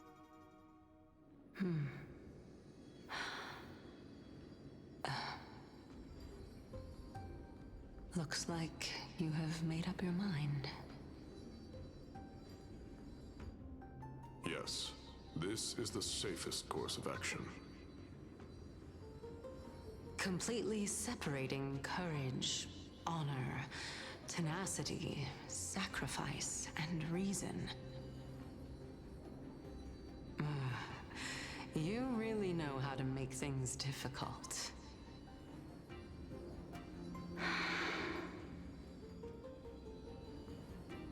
Please, young lady, witness my fall and demise. Lady Calypso, you shall host the soul-rending ceremony. I do not understand. Why would you dare to sacrifice yourself for a future that you won't get to witness? Because this is our destiny. The power that resides within me is so intense that I will one day be engulfed by it. Furthermore, A valorous death before glorious return has always been the path I chose to walk. A journey I began long ago. If your sister or Kaos were in my position, I believe they would make the same choice as well.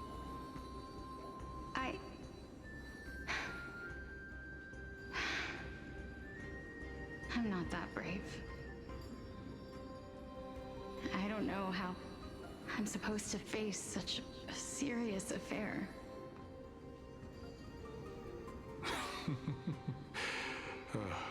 Despite being Death's chosen one, it seems you still don't know how to face it. Let's chat, young lady. Perhaps I shouldn't end my journey so hastily. Since there's still time, I'm not worried about letting fate wait a little longer. Of course. This warrior is Lord Anaias. As the embodiment of Nikador's divinity, he entrusted his life to us and allowed humankind to end his madness. That means that what I'm currently seeing before my eyes is, in fact... Looks like one hypothesis of mine has already been proven true. These heroes are the true forms of the Titans, before they attain their divinity.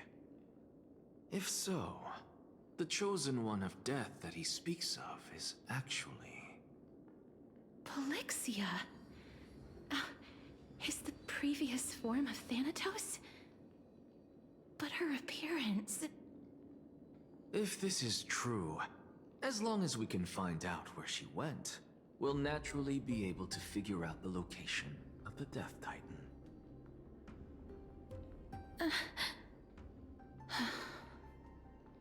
But before that, we first need to witness what ultimately happened to Lord Anaias.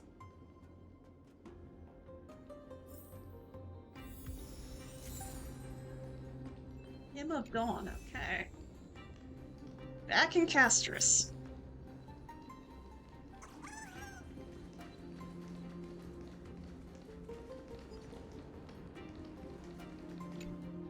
Honor, courage, tenacity, sacrifice. And finally, the only thing that remains is reason. Cheer up, young lady. There is no need to shed tears over a glorious death. All farewells in this world are sorrowful, Lord Naias. No, young lady. As a warrior, I have witnessed too many bitter deaths. But now, all I feel is peace. I did not know until this moment that mortals could live their lives in such a way. Although only a sliver of your soul remains, you remain so optimistic. Or maybe the truth is that you aren't able to feel sorrow anymore. To be honest, I don't know either. But I am certain of one thing. This is not an acceptance of death nor apathy toward it. It's not even a feeling of despair. I am just enjoying what remains of my life to the fullest. Enjoying? Indeed. Along this journey that we've taken together, not only have I changed the world, I myself have also changed in the process. And now I have reached the journey's end. When I look back and see the grand epic that I've personally written, how could I not revel in that fact? But when you depart the mortal realm, won't all of your accomplishments be reduced to nothing? Separation and death are two sides of the same coin. Reconciling this doesn't come easily for a mortal.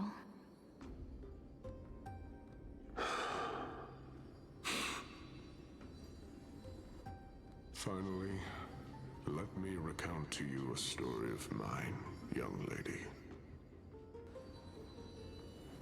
The first time I returned from the battlefield, I felt extremely hollow. The calamity had devoured everybody on the battlefield but me. When I returned to the city alone, the citizens held a banquet for me that was far from pleasant. I felt as though I was still on the battlefield, and the person who had returned was nothing but an empty shell. It was late into the night by the time the banquet ended. My head still reeling, I returned alone to the barracks. On the way back, I encountered someone. It was a crazed scholar looking at the night sky and muttering to himself by the side of the road. Although I tripped over him and fell, I wasn't angry in the slightest. And maybe because I saw myself in him, I inexplicably asked him a question. Do you think that it'd be better if we just died on the roadside like a couple of stray dogs? To my surprise, he shrugged his shoulders and sighed. How does someone who is currently experiencing death, dying and living, afford the same amount of bliss? Now please go away and don't block my starlight. Are you trying to say that there is no difference between living and dying? For they are both journeys that lead toward death? That's exactly what life is, and death is, but a scale to measure how valuable the journey was. Journeys and epics are only glorious and magnificent because all things eventually fade to dust. Therefore, young lady, don't detest your fate. Instead, willingly and respectfully embrace it. The embodiment of strife telling me about the majesty of the world. Indeed. I believe that when the fated moment eventually arrives, you will be able to understand my words. It is time for me to knock on death's door. I will set up a long table at the end of the road and humbly await your arrival. When that moment finally comes, let us drink and be merry then.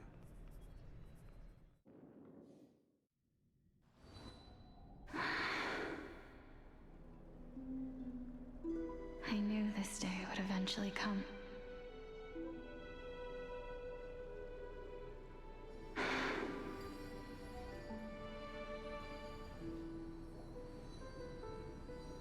Are the both of you ready? Mm-hmm. Polixia. I'm here.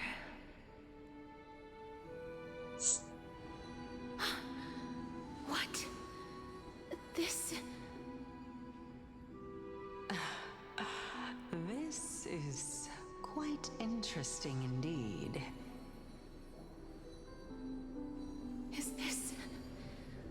Polixia's sister? Is it... me? Now, it's time for us to fulfill our promises.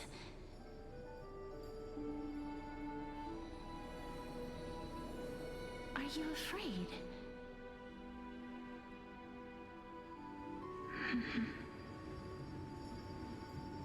What are you afraid of? That I won't be able to do it.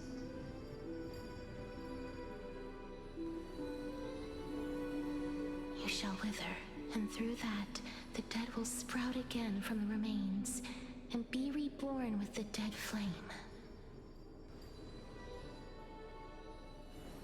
As foretold in the prophecy and according to our vows, once it all ends, we must face our fated moment head on.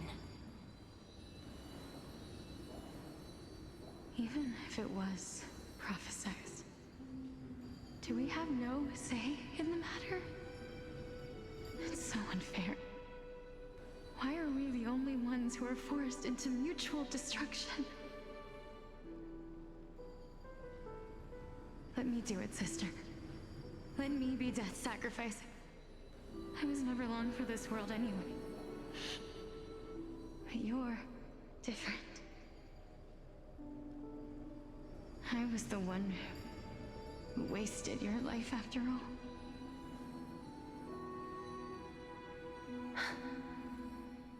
You're wrong, Polixia.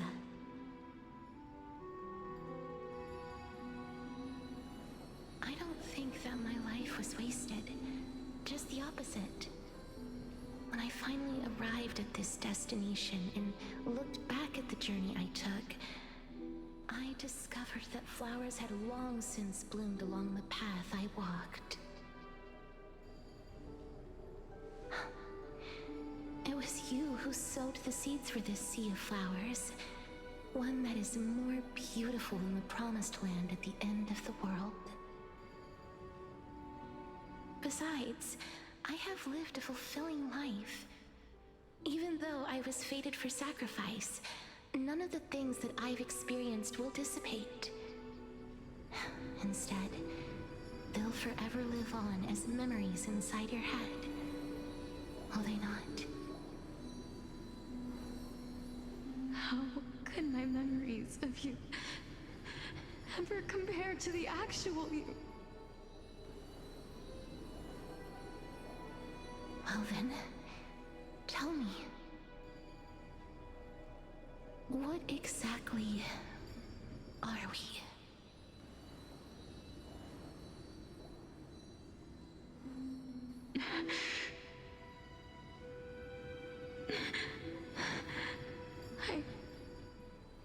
I don't know. I don't know either. But regardless of what the answer is, regardless of how we're shaped by others, or even by this world, ever since we were born, the fact that we existed was predestined, and nothing could erase it. This is why I will always, always be by your side. We're twins, after all.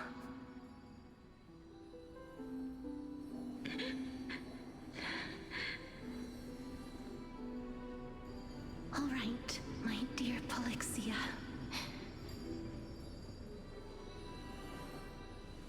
It's time to extract my heart and light the flame of death. After that, use it to plant the first bud in the prophesied new world.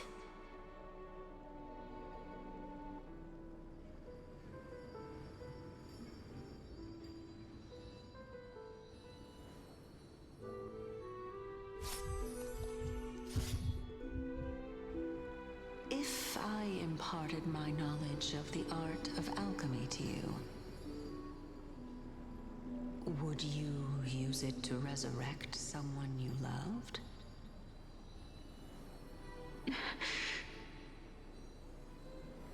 Death is inevitable. In the days to come, I am certain that someone whom I cherish deeply will leave me for good. If such a mighty power really existed, I think I would use it without hesitation. Even now, my answer remains the same. This is why, sister, I promise you, in the prophesied new world, I shall plant the first bud on your behalf. Go now. Return to the ocean god's treasured pearl, our hometown, eyes shall open wide the entrance to the Netherrealm and grant you a second life. The living beings on this earth shall respond to my call and lead you to the sacred daylight. Remember, do not look back on the land of the dead, and do not stop moving. In the new world promised by the prophecy, march toward your new life. As for the price of our equivalent exchange, let me be the one to pay it.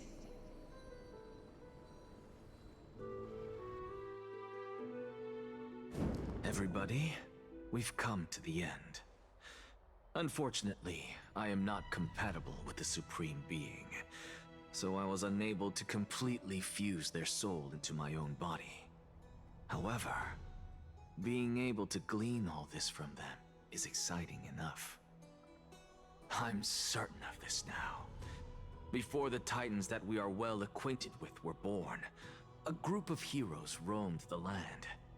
These heroes followed a prophecy and took possession of divine authorities one by one, until they eventually became the pantheon of the new world. Just like the flame chase journey of today, Amphoreus' history is cyclical in nature. Huh. What a startling revelation. This means that the demigods, who bear the core flames, will also become the new Titans at the world's end, thereby shaping a new world? I believe that this is the truth behind the Era Nova, as mentioned in the prophecy. This is utterly unbelievable. Besides, those twins in the past, even if they really are Thanatos, their whereabouts are still unknown even today. Are their whereabouts truly unknown? Didn't Polixia mention that seaside town, the birthplace of alchemy and the tale of the dragon? In our world, there exists a city which perfectly matches that description. Styxia. But the people there worship Fagusa and bear no relation to Thanatos. I have also never been to that place, as in the time of Idonia, it had long turned into underwater ruins. Take this. This is...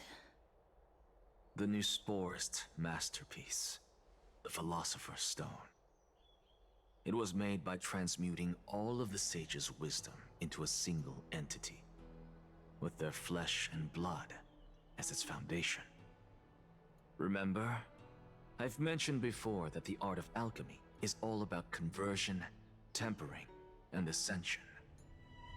This process also applies to the pursuit of truth. Regardless of how unbelievable this sounds, the truths of the world have been refined from the impurities. Think about the story of the dragon. This stone will lead you to your real hometown, allowing you to reform the door to the Netherrealm and discover Thanatos' fate. You still look as confident in your victory as ever, but what if your conjecture is wrong? Simple. I shall merely admit to the entire world that my experiment was a failure. However, my line of thinking will not fail because I have already planted the seeds of doubt into the hearts of the masses. Actions speak louder than words, Castorus. With the assembly about to begin, don't forget the promise you've made. I've already searched for so long. I'm willing to try one more time. While we converse, her life is also slowly slipping away. But before I leave, I have another question. What exactly did we witness just now? That was the world imprinted in Kefali's soul. If we are to prove its existence, you must take the final step. Go. Do not disappoint me. I understand. Hey, child of humanity. Don't get antsy. I still remember the question you posed to me. As a scholar, I do not wish to offer up ambiguous conclusions. Let's discuss this topic again when she manages to find the evidence. I merely wanted to ask, was that stone transmuted from your heart? If so, rebirth is no longer an option for you. Why not? When I was a child, I lost someone dear to me. When I was a teenager, I lost my faith. A while back, although you saved my life, I also lost my soul in the process. Now I'm merely forsaking my body. What's the big deal? Why are you always finding ways to die? Isn't it good to be alive? This is but a necessary sacrifice on my path to transform into the purest of them all. Okay, last one. Once we get done with this cutscene, then I'll probably find some place to stop. Ended up for tonight. Ooh.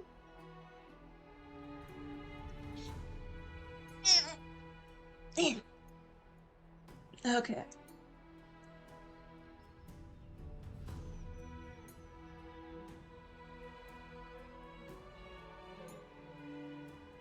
So that means we're about to go to Styxia. Which... yeah, looks like we're about to get into a heavy piece.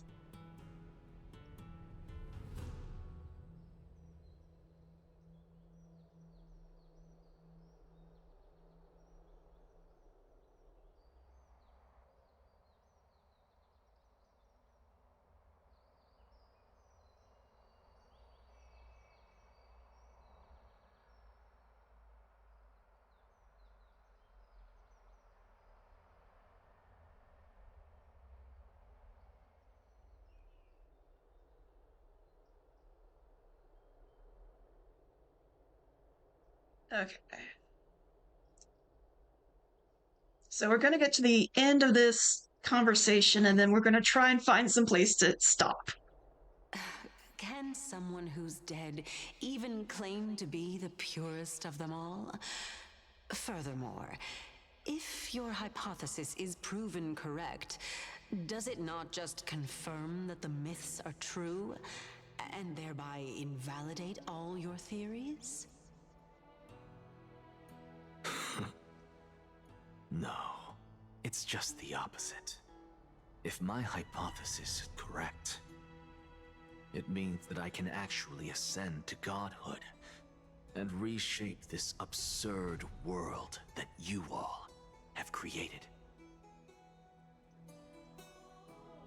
Okay, back to Trailblazer.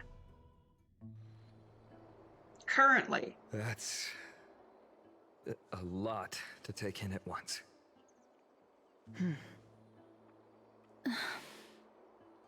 Lady Aglaia, please, let me explain.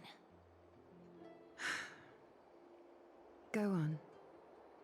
You know that the core flame of death has always been the greatest unknown regarding the Era Nova, which is why both you and Kynus desire to gain the power to control that core flame in the approaching Citizens' Assembly.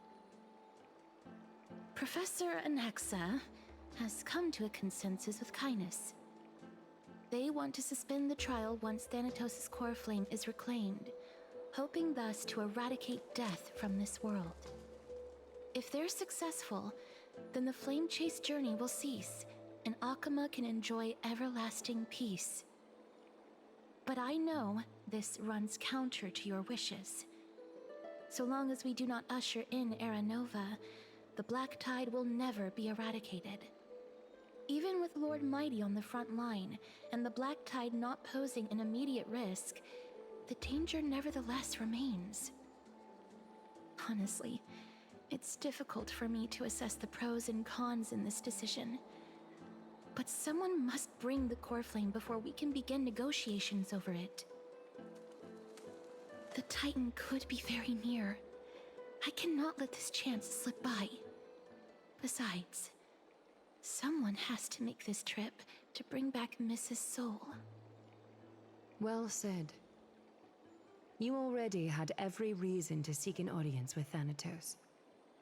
It's that great performer who has weaponized your wishes and placed us in this difficult situation. A world without death. Do you desire that too? If fate dictates that my path must oppose yours, I will do all I can to resist it and protect what I aspire to achieve. Lord Mighty showed me that without taking the first step, all talk of what follows is moot.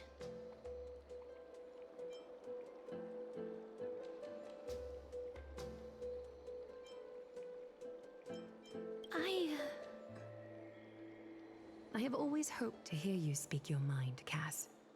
And I am glad to have heard your true thoughts. Styxia. I visited that place in the past. Though it is now an island surrounded by the river of Soul's torrents, it's not hard to see its former splendor. Go. I will not stand in your way. As for you, you are someone who has cheated death. I believe you have more than enough reason to make the trip with Casterus and meet the god of death himself. Casterus, I too look forward to your journey. I wonder what kinds of new interpretations your completed story will bring to the Flame Chase journey. Thank you, Lady Eclia. I hate to put a damper on this heartwarming moment, but if Styxia is now an island surrounded by the river of Soul's torrents, then how do we find a way in? Lady Treby is probably... The answer is quite simple. In the myths, Zagreus once made the domain of the dead their treasure vault. That is to say, they could enter and leave the Netherrealm as they pleased. And if they could do that, then it follows that the demigod who inherited their divinity must be capable of the same. I'll see you at Marmorial Palace at Action Hour tomorrow. Cypher shall be your guide to finding that ancient city.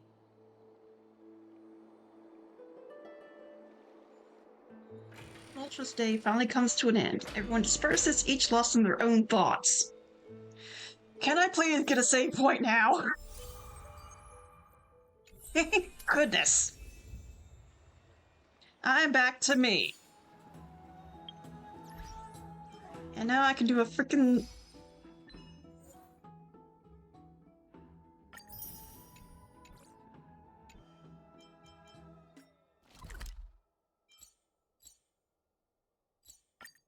Alright, back into the Astral Express. Oh my goodness. Okay. So, now that that's done for now, let's head back here.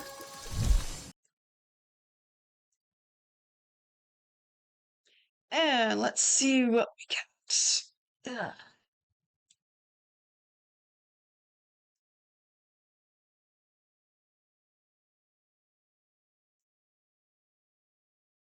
Alright, so I will try and raid out. So, let's see who's on. If anyone has any ideas, please let me know.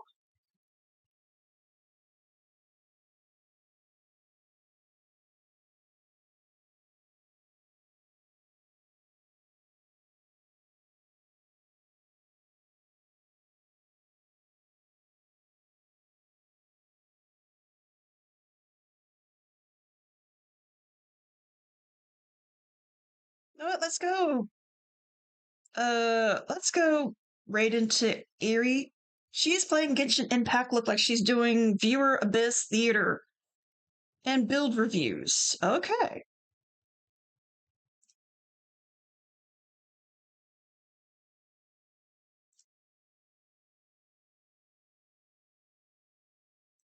All right. As usual, I am not streaming tomorrow night. I'm going to be on my friend Eos's channel as he's doing a playthrough and he wants me to be with him on that. So I will see you all next Friday for some more grinding side questing, or I may just turn this into a 2-day run through spectacular, try and get done with 3.2. But anyways, thank you all so much for coming in and for sticking with me. Thank you to Derpy Ravioli and... Oh my goodness, I'm sorry.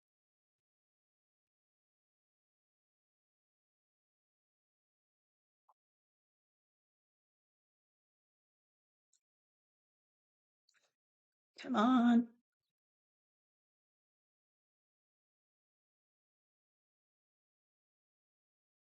Alpha Arc 50, sorry about that, my brain is gone. So anyways, thank you so much for the follows, and thank you for the raid, Alpha Arc. So I will see you all next week. Bye-bye.